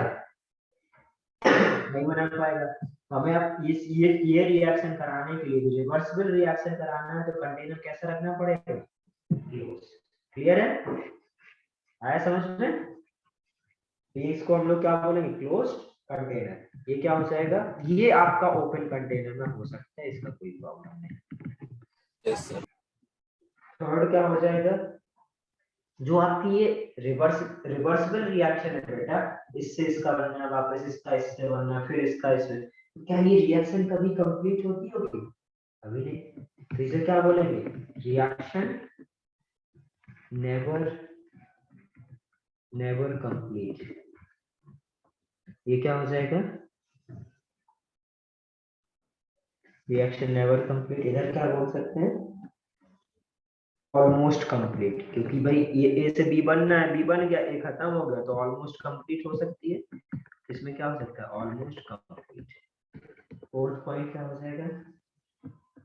यही जो मैंने बताया था, इससे इसका बनना, इससे इसका बनना, फिर जितना ये बन रहा है उतना ये रिएक्ट, उतना फॉर्म हो रहा है, उतना ही ये रिएक्ट कर रहा है, उस टाइम पर क्या होगा? Equilibrium stable. तो यदि रिवर्सिबल रिएक्शन है तो इक्विलिब्रियम अटेन कर सकता है, इरिवर्सिबल में क्या क्या भी इक्विलिब्रियम अटेन करेगा? इधर क्या लिख सकते हैं? इक्विलिब्रियम अटेन, और इधर क्या बोलेंगे? Equilibrium never attain.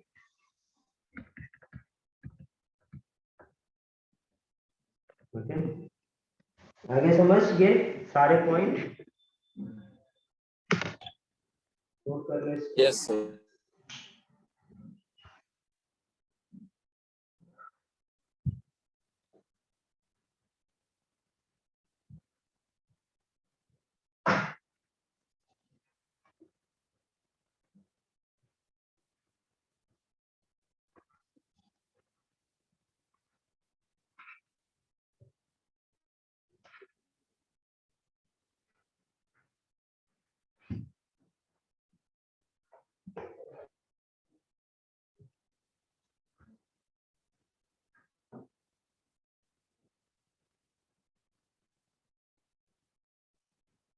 Sir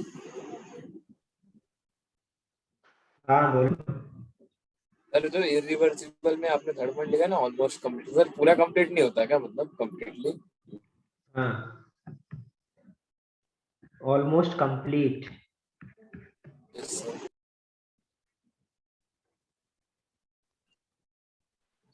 sir वो क्लोज कंटेनर वाला वापस समझाओ ना, मेरा ये डिस्कनेक्ट हो गया। क्लोज कंटेनर में ये बोल रहा था, यदि सपोज ए से बी कोई गैस फॉर्म हो रही है, ठीक है, और यदि ये ओपन कंटेनर है, तो ये जो गैस बना, यदि कंटेनर खुला हुआ है तो ये गैस बेटा उड़ जाएगी, और गैस उड़ गई तो क्या वापस ए में बना पाएगा? क्या वापस ए में जाएगा? नहीं जाएगा। तो हमें इस गैस को रखने के लिए भी क्या करना पड़ेगा? तो उस कंटेनर में बनाना पड़ेगा। सर मैं क्या पूछ रहा था कि मतलब जो इरिवर्सिबल में रहेगा सर, वो मतलब कंप्लीटली मतलब रिएक्शन नहीं होता क्या? मतलब रिएक्शन कभी मतलब ऑलमोस्ट कंप्लीट आपने लिखा है ना? हाँ, ऑलमोस्ट कंप्लीट इसलिए लिखा है क्योंकि कुछ थोड़ा बहुत पोर्शन क्या हो जाता है रिएक्टेंट का बच जाता है। कई बार होता है कि पूरा कंप्लीट हो जाता है और थोड़ा बहुत मतलब ये समझो कि जो आप जिस बीकर में रिएक्शन करा रहे हैं उसी बीकर में कुछ रिएक्टेंट चिपक गया, बेसिकली यील्ड नहीं मिलती है 100%, ठीक है। इसलिए हम लोग इसको क्या बोलते हैं कि अब यदि ऐसा होता है कि कई बार हम लोग रिएक्शन कराते हैं तो जो 90% ऑफ रिएक्शन है वो 5 मिनट में होती है, बट आगे की 5% 10% रिएक्शन बाकी है उसके लिए थोड़ा टाइम लग रहा है, तो हम लोग वो इग्नोर करके उतना ही प्रोडक्ट ले लेते हैं, इसलिए हम लोग बोलते हैं कि ऑलमोस्ट कंप्लीट हो जाता है। Okay sir, done. ये नेक्स्ट हेडिंग डालो। अब जाके अपना चैप्टर शुरू हो रहा है जो हमें पढ़ना है, क्या है? केमिकल इक्विलिब्रियम, ठीक है। तो अब ये केमिकल इक्विलिब्रियम में क्या बोलूंगा?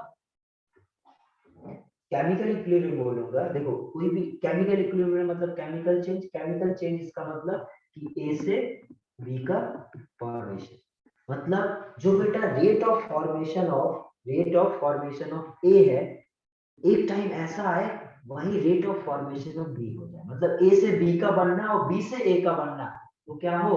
सेम हो। वो पॉइंट जब मैं तब से एक ही बात बोल रहा हूँ, वो पॉइंट जब ए से बी का और बी से ए का बनना क्या हो जाए? सेम हो जाए, उस पॉइंट पर क्या होगा? इक्विलिब्रियम एस्टैब्लिश होगा। करेक्ट। इसमें डेफिनेशन क्या लिख सकता हूँ?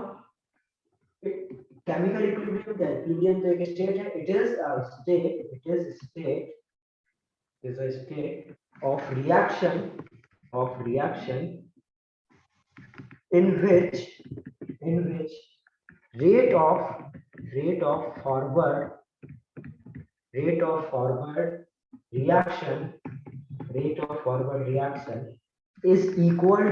is equal to rate of backward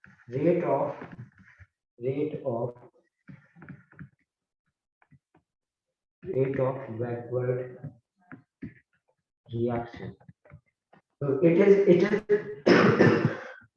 is a state of reaction in which rate of forward reaction is equal to rate of backward reaction, and concentration of reactant and product becomes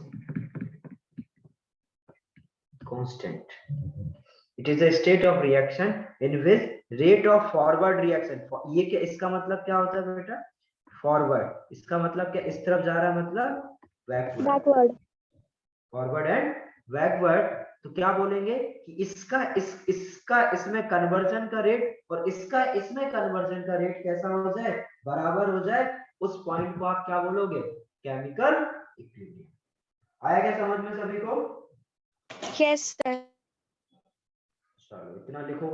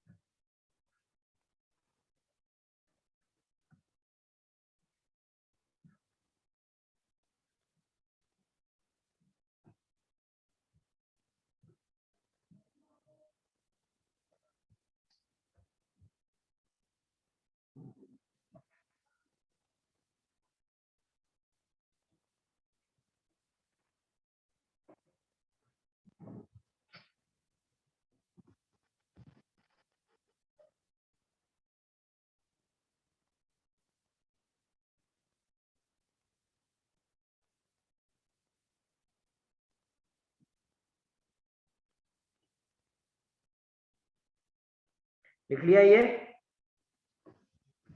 Yes, sir. तो अब क्या बोल सकते हैं, जो इसका rate है, अब इसमें देखो थोड़ा सा इंफॉर्मेशन यूज होगा। ये जो मैं क्या बोल सकता हूँ कि इसका इसमें कन्वर्जन का जो रेट है, मतलब रेट फॉरवर्ड किस पर डिपेंड करेगा बेटा, इसकी कितनी कॉन्सेंट्रेशन है। करेक्ट, मैं क्या लिख सकता हूँ, rate forward is directly proportional to concentration of A, और जो रेट बैकवर्ड होगा वो किस पर डिपेंड करेगा, बी की कॉन्सेंट्रेशन पर।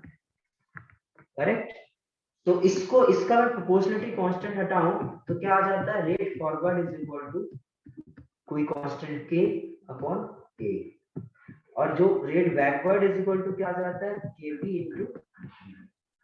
और आपको पता है बेटा डेफिनेशन से कि rate of forward is equal to rate of backward, ये पता है, equal to the rate of backward. इसको आप क्या करोगे, बराबर कर दोगे तो क्या हो जाएगा, K F into A is equal to K B into concentration of B. तो इसको क्या लिख सकते हैं, K F upon K B is equal to concentration of B upon concentration of A, ये लिख सकते हैं। Yes, sir. और ये जो के एफ अपॉन के बी है, ठीक है, के एफ अपॉन के बी को हम लोग बोलते हैं बेटा के इक्विलिब्रियम। क्या बोलते हैं, के इक्विलिब्रियम। तो बेसिकली क्या आ जाएगा, K equilibrium is equal to K is equal to B upon, ये याद रखना, के फॉरवर्ड अपॉन के बैकवर्ड क्या होता है, के इक्विलिब्रियम। तो के इक्विलिब्रियम इज इक्वल टू क्या आ जाएगा, concentration of B upon concentration of A. ये नोट करो, ये समझ में आया क्या सभी को? Yes, sir. यदि कुछ भी नहीं समझ में आया सर आर क्या है? आर बेटा रेट है, रेट ऑफ, ये आर एफ मतलब rate of forward reaction, rate of forward reaction, और ए मतलब कॉन्सेंट्रेशन ऑफ ए। इसका मतलब क्या है, कॉन्सेंट्रेशन ऑफ ए। ये अभी हम लोग एक मास लॉ एक्शन सीखेंगे, तो उसमें मैं बताऊंगा कि ये जो रेट है वो रिएक्टेंट की कॉन्सेंट्रेशन पर क्यों डिपेंड करता है। ठीक है, ये अभी अपने सिलेबस में है नहीं एक्चुअली, ठीक है, इसके जो रिपोर्ट है, तो अभी हम लोग बस इसको क्या रखेंगे, याद ही रखेंगे कि जो रेट होता है वो किस पर डिपेंड करता है, एक्टिव मतलब कॉन्सेंट्रेशन ऑफ रिएक्टेंट पर डिपेंड करता है।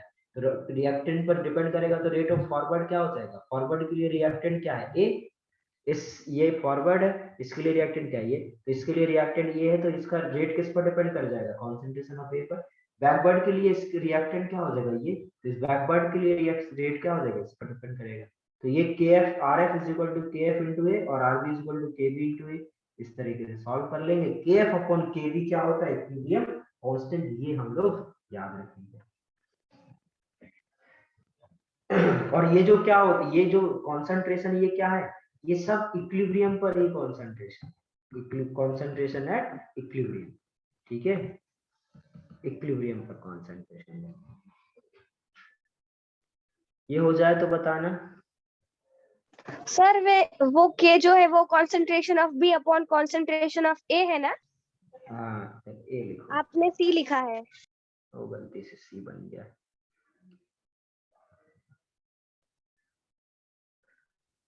डन।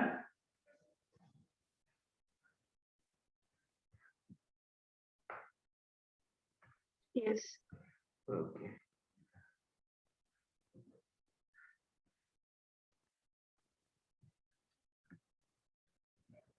अब जरा देखो, यदि जो हमने के बराबर, के इक्विलिब्रियम बराबर हमने क्या सीखा, concentration of B equilibrium divided by concentration of A equilibrium. Correct. अब सपोज मैं ग्राफ बना रहा हूँ, ठीक है, समझना ये ग्राफ बहुत इंपॉर्टेंट है। यदि सपोज मैं कुछ ग्राफ बनाऊं, और ग्राफ क्या है, इधर क्या है आपका ए का कॉन्सेंट्रेशन, और बेसिकली इधर पर ए और बी दोनों का कॉन्सेंट्रेशन है, और इधर क्या है, progress of reaction, progress of reaction, progress of reaction मतलब जैसे जैसे रिएक्शन प्रोग्रेस करेगी उसका हमें देखना है। अच्छा बताओ, जैसे जैसे रिएक्शन मतलब ए से बी बन, ये रिएक्शन है, तो क्या होगा स्टार्टिंग में? सपोज बेटा ए नॉट है और स्टार्टिंग में बी कितना होगा? 0। ठीक है, सपोज ये ए है, ये बी है, स्टार्टिंग ये ए नॉट है, ये 0 है। फिर यदि ये रिएक्टेंट है, रिएक्टेंट क्या होगा? प्रोडक्ट में कुछ कन्वर्ट होगा, प्रोडक्ट में कुछ कन्वर्ट होगा, इसकी कॉन्सेंट्रेशन क्या होगी? कुछ कम होगी, करेक्ट? इसकी कॉन्सेंट्रेशन कुछ डिक्रीज करेगी, और ये कुछ इसमें कन्वर्ट होगा तो इसका कुछ फॉर्मेशन होगा, इसका कुछ इंक्रीमेंट होगा। ठीक है, अब कंडीशन क्या है कि जो के इक्विलिब्रियम है वो ग्रेटर देन 1। के इक्विलिब्रियम मतलब वो टाइम जब आपका इक्विलिब्रियम एस्टैब्लिश हो रहा है। और इक्विलिब्रियम पर आपको पता है क्या होता है? कुछ भी चेंज होता नहीं है। कॉन्सेंट्रेशन का जो चेंज है वो क्या हो जाएगा? कांस्टेंट हो जाएगा, मतलब जो रेट ऑफ फॉरवर्ड है वो रेट ऑफ बैकवर्ड के बराबर हो जाएगा। और सपोज इक्विलिब्रियम कॉन्सेंट्रेशन क्या है? इक्विलिब्रियम कांस्टेंट क्या है? Greater than 1। यदि इक्विलिब्रियम कांस्टेंट यदि ग्रेटर देन 1 है, इसका क्या मतलब है? इसका मतलब है कि आपका जो इसका मतलब है कि मतलब कॉन्सेंट्रेशन ऑफ बी इक्विलिब्रियम पर क्या है? ज्यादा है ए से, करेक्ट? इसका मतलब क्या है? ये जो कॉन्सेंट्रेशन ऑफ ए का ग्राफ बना रहा था, ये जो मैं कॉन्सेंट्रेशन ऑफ बी का ग्राफ बना रहा था, इनकी कॉन्सेंट्रेशन कांस्टेंट तब होगी जब क्या हो? जब बी की ज्यादा हो ए से, करेक्ट? ये अब देखो इनकी कॉन्सेंट्रेशन क्या होगी? कांस्टेंट, मतलब इस पॉइंट पर क्या हुआ? इक्विलिब्रियम एस्टैब्लिश हुआ। इक्विलिब्रियम एस्टैब्लिश हुआ मतलब इनकी कॉन्सेंट्रेशन क्या हुई? इस पॉइंट के बाद बराबर हुई। और इस पॉइंट पर क्या है? क्या कॉन्सेंट्रेशन ऑफ बी ज्यादा है ए से? ज्यादा है, मतलब इसका ग्राफ कैसा बने? कुछ ऐसा बने। नहीं आया होगा समझ में ये एक बार में? वो सर समझा। नहीं समझा ना? एक बार फिर से देखो, ये इक्विलिब्रियम क्या है? इस वर्ड का मतलब समझो। इक्विलिब्रियम का मतलब क्या है कि आपका जो रेट ऑफ फॉरवर्ड है वो रेट ऑफ बैकवर्ड के बराबर हो जाएगा। और rate of forward rate of backward के बराबर हो गया, इसका मतलब क्या है? इक्विलिब्रियम की कॉन्सेंट्रेशन क्या होंगी? कांस्टेंट होंगी, करेक्ट? फिर आपके इक्विलिब्रियम पर कॉन्सेंट्रेशन, इक्विलिब्रियम एस्टैब्लिश हुआ, इसका मतलब है कि उनकी कॉन्सेंट्रेशन कांस्टेंट हुई। जो भी चेंज होना होगा वो इस पॉइंट से पहले होगा, इस पॉइंट के बाद क्या हो जाएगी? कांस्टेंट होगी। और इस पॉइंट पर जब इक्विलिब्रियम है, एट दिस पॉइंट कॉन्सेंट्रेशन किसकी ज्यादा है? बी इक्विलिब्रियम की। जो मेरे को इससे पता चला कि इक्विलिब्रियम की वैल्यू पता थी, यदि इसकी ज्यादा है, इसका मतलब क्या है कि बी जो ए है जो कम हो रहा है, ये रिएक्टेंट है कम हो रहा है और बी प्रोड्यूस हो रहा है, तो जो ये ए कम हो रहा है वो इक्विलिब्रियम एस्टैब्लिश होने तक बी से कम हो जाएगा।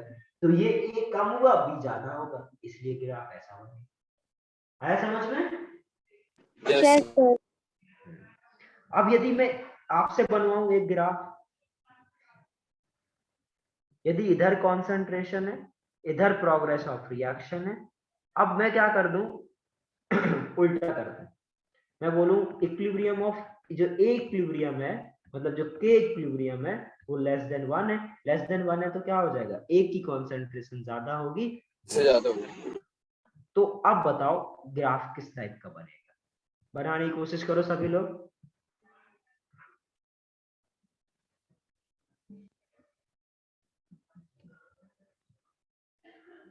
जो ए और बी के पोजीशन है वो पहले वाले ग्राफ्स में जो वैसी है ना स्टार्टिंग में। हम्म,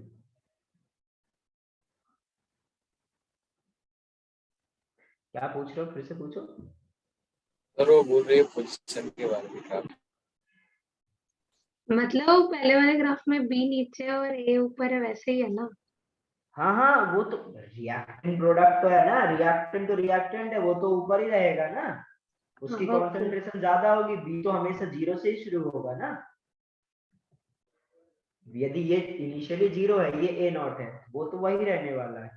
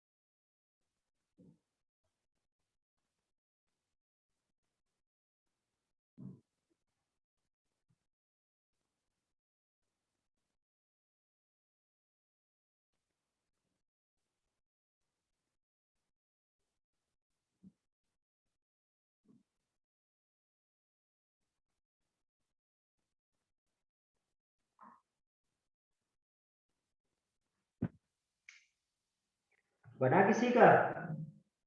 यस कैसा बना? सर दोनों यू शेप के ऊपर से कर्व नीचे से कर्व और एक पॉइंट पे मीट कर। मीट करेंगे ही नहीं कभी। ऐसा किसने बनाया? अच्छा ठीक, ऐसा बना क्या? मैंने वो ज्वाइन कर दिया, मेरे को लगा मीट करेंगे। ज्वाइन क्यों कर दिया? देखो अब क्या है, स्टार्टिंग से फिर से सोचो।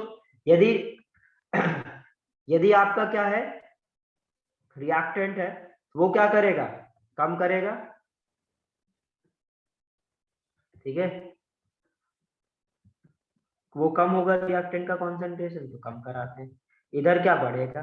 और आपको पता है जब ये कांस्टेंट होंगे तब क्या होना चाहिए, इसको ही ज्यादा होना चाहिए। इसका मतलब क्या है, यदि ये इंटरसेक्ट करेगी, यदि ये इंटरसेक्ट करेगी तो क्या हो जाएगा, बी ऊपर निकल जाएगा। बट बी तो ऊपर जा ही नहीं रहा। इसका मतलब क्या है, ये कभी इंटरसेक्ट नहीं करेंगे। इसका ग्राफ कैसे बन जाएगा ये, और इस पॉइंट पर जब इनकी कंसंट्रेशन कांस्टेंट हो रही तब इक्विलिब्रियम एस्टैब्लिश होगा। आ गया समझ? Yes, yes sir. सर। चलो एक और पूछता हूँ तो फिर इसी बात पे। अब थर्ड यदि समझ में आ गया तब ये तो भाई सही बना। थर्ड केस क्या है, जब के इक्विलिब्रियम क्या हो जाए, 1, मतलब concentration of A equilibrium is equal to concentration of B equilibrium, तब कैसा ग्राफ बनेगा? सर वो कोइंसाइड हो जाएगी दोनों लाइंस। ओके, बाकी लोग सोचो।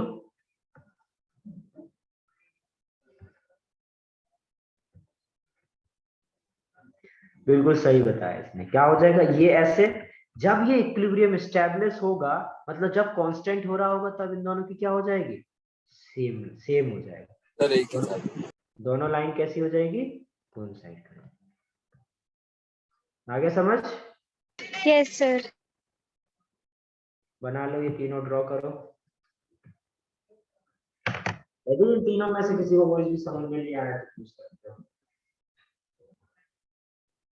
सर सेकंड वाला एक बार वापस समझाओ। थोड़ा दिमाग लगाओ, ध्यान से सुनना। तुम सोचते नहीं हो बिल्कुल भी, तुम्हें सोचना चाहिए थोड़ा सा, ठीक है। यदि ए इक्विलिब्रियम, मतलब इक्विलिब्रियम पर ए का कंसंट्रेशन ज्यादा है बी से, इक्विलिब्रियम एस्टैब्लिश होता है, इसका मतलब उसके बाद रिएक्शन का कंसंट्रेशन चेंज नहीं होगा। मतलब ये जब कांस्टेंट होगा तब ए ज्यादा होना चाहिए बी से, करेक्ट। Yes sir. ए ज्यादा होना चाहिए बी से। अब तो ये ऊपर, ए ऊपर क्यों है, क्योंकि भाई तभी ये ऊपर रहे, तभी इसका कंसंट्रेशन ए का ज्यादा होगा ना बी से। यदि ये Yes, इसको sir. इंटरसेक्ट कर गया तो ए का कंसंट्रेशन कम नहीं हो जाएगा। हाँ सर समझिए। तो सोचो थोड़ा सा, समझ गए? डन ये? Yes, sir.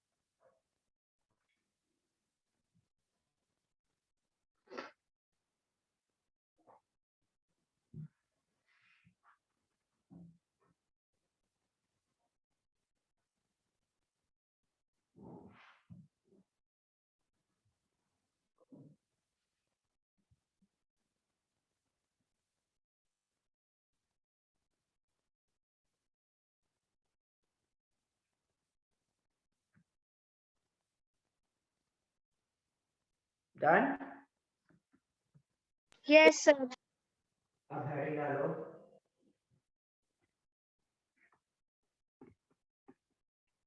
Characteristics,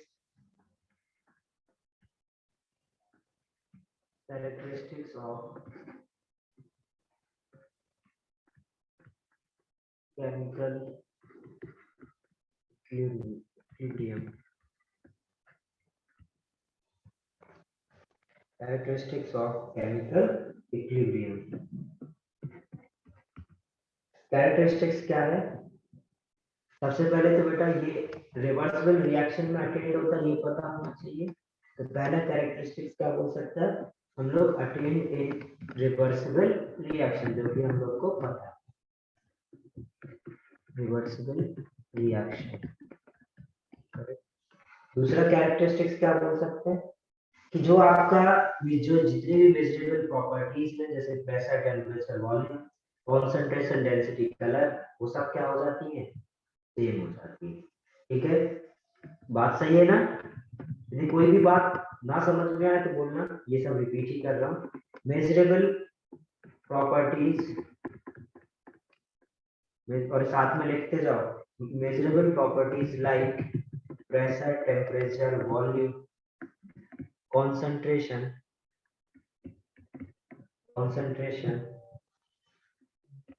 density and color remain same। ठीक है, और आपको पता है इक्विलिब्रियम पर क्या होता है, rate of forward is equal to rate of backward. ठीक है,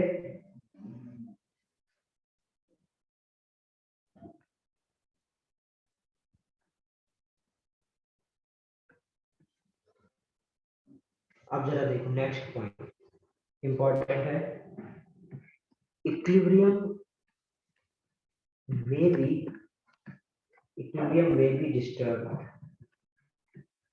may be disturbed, मतलब यदि आप क्या करो बेटा, प्रेशर, टेम्परेचर, वॉल्यूम ये सब चेंज कर दो। ठीक है, यदि सपोज आप क्या करो, इक्विलिब्रियम एस्टैब्लिश है और आप कोई प्रोडक्ट ऐड कर दो, कोई कुछ भी ऐड कर दो, तो यदि कुछ भी ऐड कर दोगे तो क्या होगा, इक्विलिब्रियम तो डिस्टर्ब होगा, बट कुछ टाइम बाद क्या होता है, इक्विलिब्रियम वापस एस्टैब्लिश कर लेता है। ठीक है, ये इसका कैरेक्टरिस्टिक है इक्विलिब्रियम का। ये हमेशा याद रखना कि यदि आप कोई भी पैरामीटर चेंज करो, प्रेशर, टेम्परेचर, वॉल्यूम, कंसंट्रेशन, आपका इक्विलिब्रियम डिस्टर्ब तो जरूर होगा, बट कुछ टाइम बाद 100% क्या करेगा, वापस इक्विलिब्रियम अटेंड कर लेगा। ये उसकी क्या है, characteristic.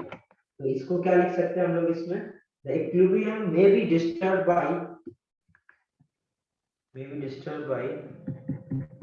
temperature,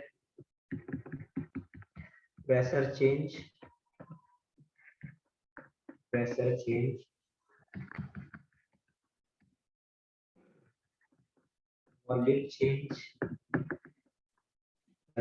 volume change,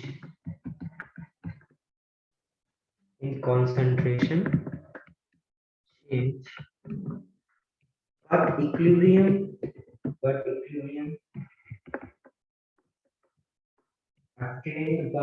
attained after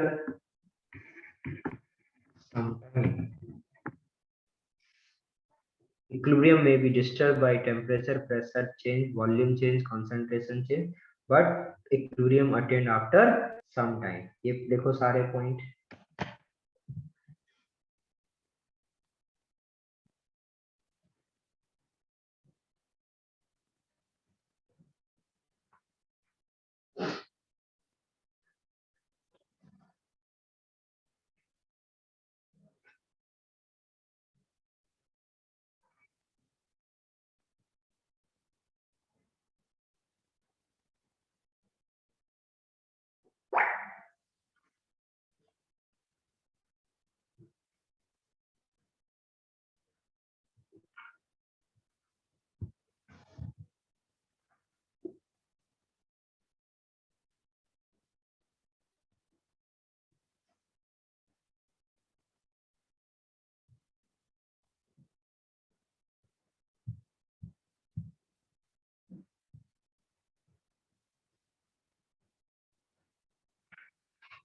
done ये? Yes, sir. Done, sir. चलो नेक्स्ट देखते हैं। ये समझ में आ गए ना सारे चारों पॉइंट सभी को? नहीं समझ में आया हो तो पूछ लो। समझे सर। नेक्स्ट पॉइंट फिफ्थ देखते हैं। चेंज इन concentration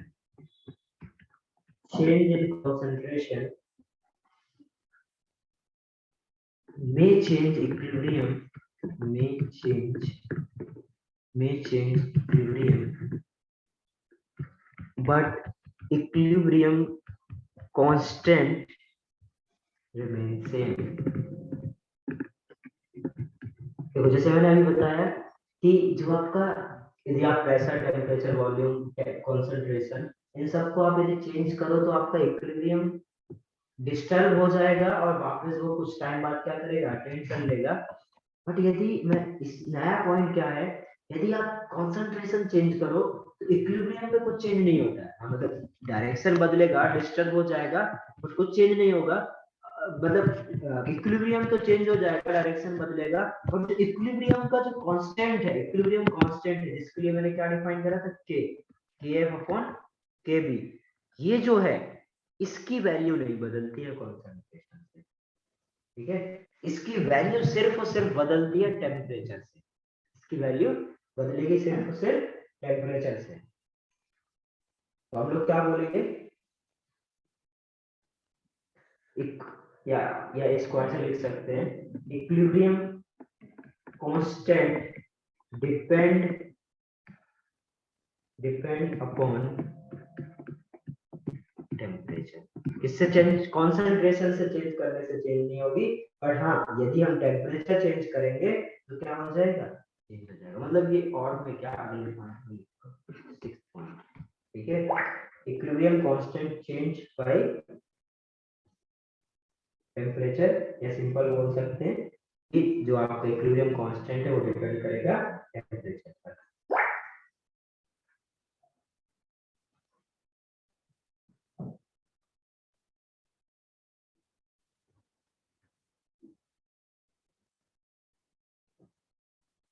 आ गया ये समझ में? Yes, sir. लेवल क्या होगा, कैटलिस्ट, कैटलिस्ट। अब देखो जो कैटलिस्ट है बेटा, कैटलिस्ट का क्या काम होता है, सबने कैटलिस्ट वर्ड सुना होगा। रेट ऑफ रिएक्शन सर बढ़ा देता है बिना पार्टिसिपेट। कैटलिस्ट क्या करते हैं बेटा, कैटलिस्ट कुछ भी चेंज नहीं करते हैं, सिर्फ और सिर्फ क्या चेंज करते हैं, मतलब कैटलिस्ट ये समझो बेटा कि आपका इक्विलिब्रियम कांस्टेंट को तो कुछ अफेक्ट करेंगे नहीं, ज्यादा से ज्यादा क्या करेंगे, रेट को बढ़ा देंगे बस। मतलब ये समझो कि जो टाइम आपको किसी काम किसी रिएक्शन को कराने के लिए 5 घंटे लग रहे थे, उसी को वो 30-40 मिनट में करा देंगे, ठीक है। तो बेसिकली क्या कर सकते हैं, जो रिएक्शन है उसके रेट को बढ़ा सकते हैं या वो डिक्रीज कर सकते हैं, बट और कुछ भी अफेक्ट नहीं करते। तो क्या लिखे हम लोग इधर, catalyst does not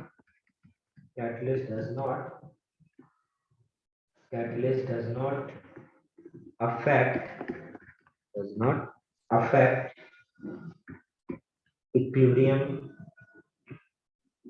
The catalyst does not affect equilibrium constant.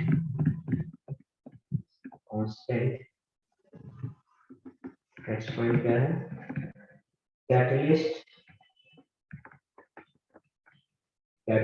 only change time of reaction. Catalyst only change time of reaction to attain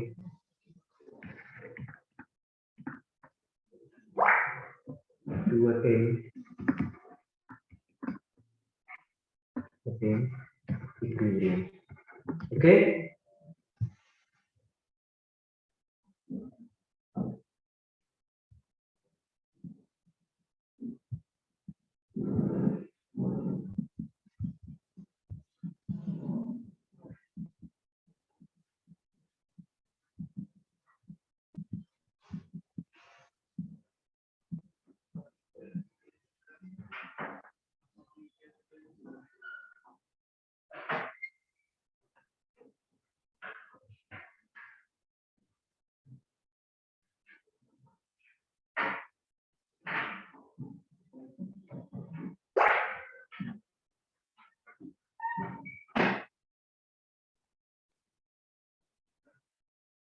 Done, sir.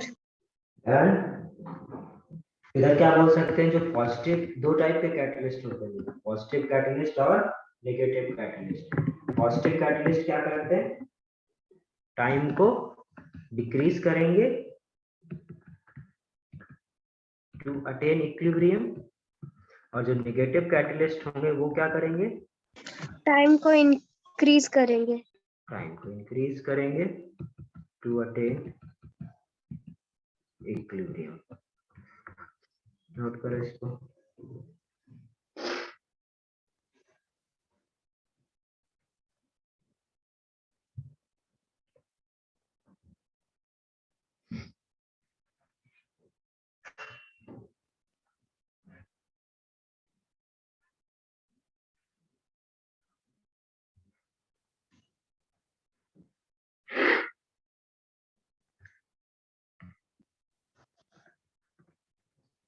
Done. Yes sir. No sir, yes sir. Yes sir. No no, एक minute. Okay,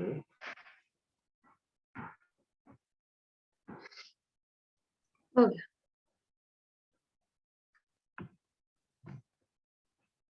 next heading डालो, active mass. Next heading डालो, active मास।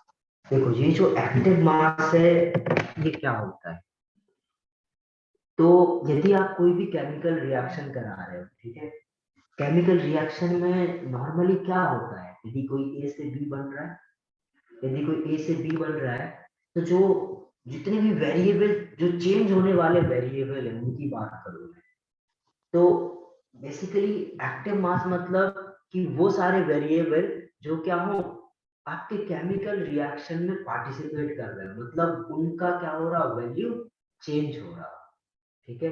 तो normally हम वो सारे parameter जो change होते हैं, मतलब उसको हम लोग क्या बोलते हैं, एक्टिव मास, मतलब वो अमाउंट जो कि क्या हो रहा है, चेंज हो रहा है। और नॉर्मली हम लोग इस एक्टिव मास को कंसंट्रेशन या पार्शियल प्रेशर से रिप्रेजेंट करते हैं, ठीक है। किससे करते हैं, यदि सॉलिड और लिक्विड है तो नॉर्मली हम लोग कंसंट्रेशन से रिप्रेजेंट कर देते हैं, और यदि गैस है तो उसको हम लोग, ऐसा नहीं कि गैस को कंसंट्रेशन से नहीं कहते, गैस को हम लोग दोनों से कर सकते हैं, कंसंट्रेशन और पार्शियल प्रेशर से, जबकि सॉलिड को हम लोग सिर्फ और सिर्फ किससे करेंगे, कंसंट्रेशन से, करेक्ट। तो सिंपल हम लोग क्या बोलेंगे, एक्टिव मास क्या होता है, किसी भी सब्सटेंस का वो पैरामीटर जो कि क्या होता है, चेंज हो रहा होता है, जो कि पार्टिसिपेट कर रहा होता है केमिकल रिएक्शन में, जो कि चेंज हो रहा होता है केमिकल रिएक्शन में, हम लोग क्या बोलेंगे, इस एक्टिव मास को हम लोग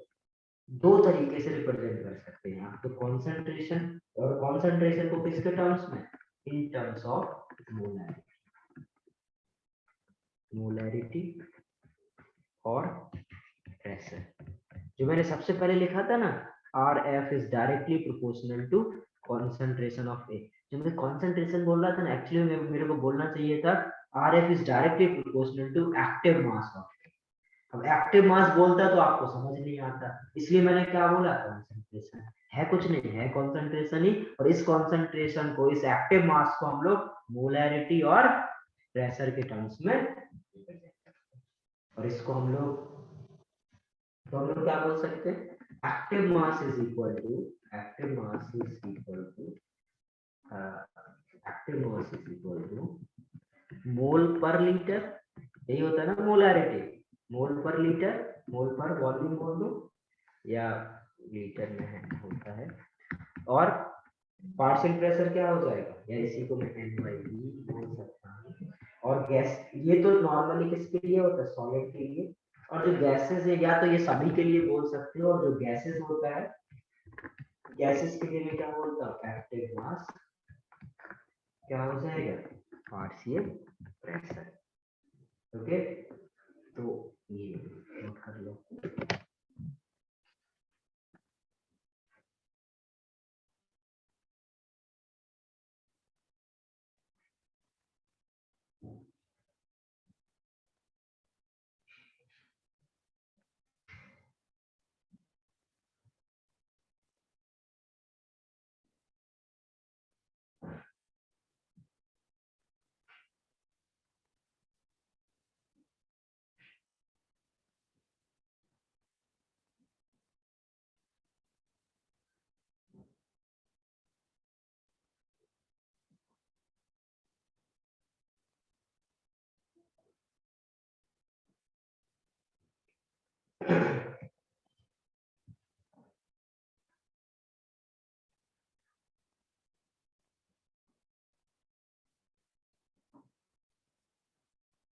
Done, sir. अब जरा देखो इधर एक बहुत इंपॉर्टेंट बात बताता हूँ। जो मैं एक्टिव मास बोला वो क्या होता है? Change of concentration. यदि आपका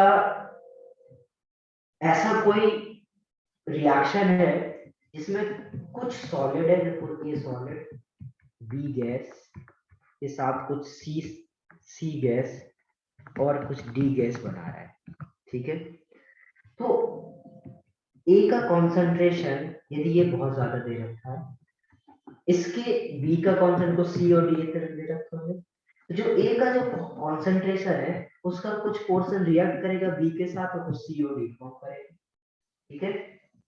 यदि इस तरीके से कुछ रिएक्ट कर रहा है तो ए के कॉन्सेंट्रेशन में कुछ भी ज्यादा चेंज नहीं होगा, ठीक है। ये सपोज एक्सिस में दे रखा है, ये आपका एक्सिस में दे रखा था और इसके साथ रिएक्ट करके कुछ सी और डी और बनाए, तो इसका बहुत ज्यादा कुछ कॉन्सेंट्रेशन चेंज नहीं हुआ। यदि ऐसा कुछ केस आए जब यदि कोई सॉलिड या लिक्विड, नॉर्मली जो मैं बता रहा हूँ वो सॉलिड या लिक्विड के लिए होता है, ऐसा कोई केस आए जब सॉलिड और लिक्विड उनकी कॉन्सेंट्रेशन चेंज ना हो, मतलब चेंज तो होगी बट बहुत सिग्निफिकेंट डिफरेंस आए, ठीक है, बहुत कम, उसमें क्या उसमें सिग्निफिकेंट डिफरेंस ना आए, बहुत कम डिफरेंस आए, तो उसको हम लोग क्या बोलेंगे कि इधर पर इसका कुछ चेंज ही नहीं हो रहा है।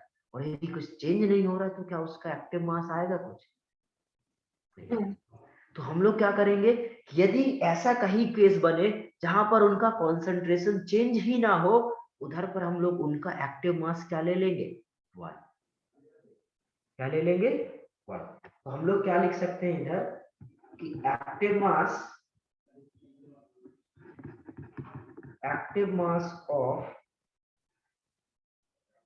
मास ऑफ सॉलिड और लिक्विड, ठीक है, pure liquid is equal to 1। Active mass of solid और pure liquid is equal to 1। But ये कुछ लोग बोलते हैं बेटा ऑलवेज कि हमेशा क्या करा करो, सॉलिड और लिक्विड का 1 नहीं। जब बेटा जो मैं आपको सिखा रहा हूँ वो क्या सिखा रहा हूँ, जब इनकी कॉन्सेंट्रेशन में, सॉलिड और लिक्विड की कॉन्सेंट्रेशन में सिग्निफिकेंट डिफरेंस समझ में ना आए, उनमें चेंज ना हो, तब आप क्या करोगे, इनके एक्टिव मास को क्या ले लोगे? 1 ले लोगे। मतलब इनके पार्शियल प्रेशर या कॉन्सेंट्रेशन को क्या ले लोगे आप? 1 ले लोगे। आ गया ये बात समझ में? Yes, sir. नोट कर इसको।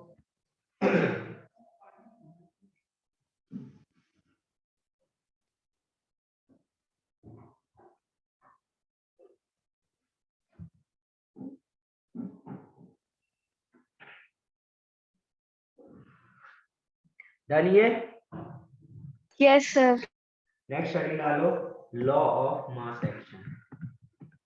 लॉ ऑफ मास एक्शन, और इसको हम लोग क्या करेंगे नेक्स्ट क्लास में कंटिन्यू करेंगे, ठीक है। तो जितना मैंने पढ़ाया है अभी तक इस चैप्टर में वो सारा आप लोग क्या करेंगे, रिवाइज करके आएंगे, वो सब कुछ यूज होगा आगे। ये बहुत छोटा सा चैप्टर है, मतलब शुरू होते ही खत्म हो जाना है, मतलब 2 से 4 लेक्चर ज्यादा से ज्यादा, ठीक है, में एक चैप्टर हो जाता है। तो इसको साथ में करो, ठीक है। अभी तो खैर आप ज्यादा कुछ नहीं कर सकते, तो नेक्स्ट लेक्चर होने के बाद आप section A, section B, section C, section D ये सारे कर पाओगे, ठीक है। तो जितना मैं अभी पढ़ाऊं उसको रिवाइज करो, और सबसे जरूरी काम बेटा रियल गैस सॉल्व करो। रियल गैस यदि सॉल्व नहीं करोगे तो कुछ नहीं होगा। एक्सरसाइज फर्स्ट का पार्ट सेकंड करो, ठीक है। एक्सरसाइज 1 के जो एडवांस वाले हैं, ठीक है, वो एक्सरसाइज 1 के पार्ट सेकंड सॉल्व करो पूरा, और जो मेंस वाले हैं वो शायद उनको सेक्शन ई करना है, ठीक है।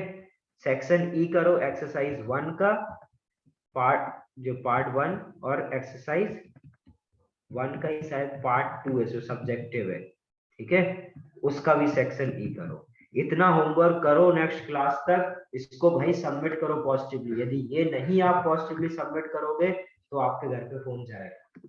इस बार मैं नहीं छोड़ूंगा, ठीक है? आपके घर में फोन 100% जाएगा। ओके, आगे होमवर्क समझ में आ गया? Yes, sir. ओके, चलिए bye, thank you. Bye, sir. Thank you, sir.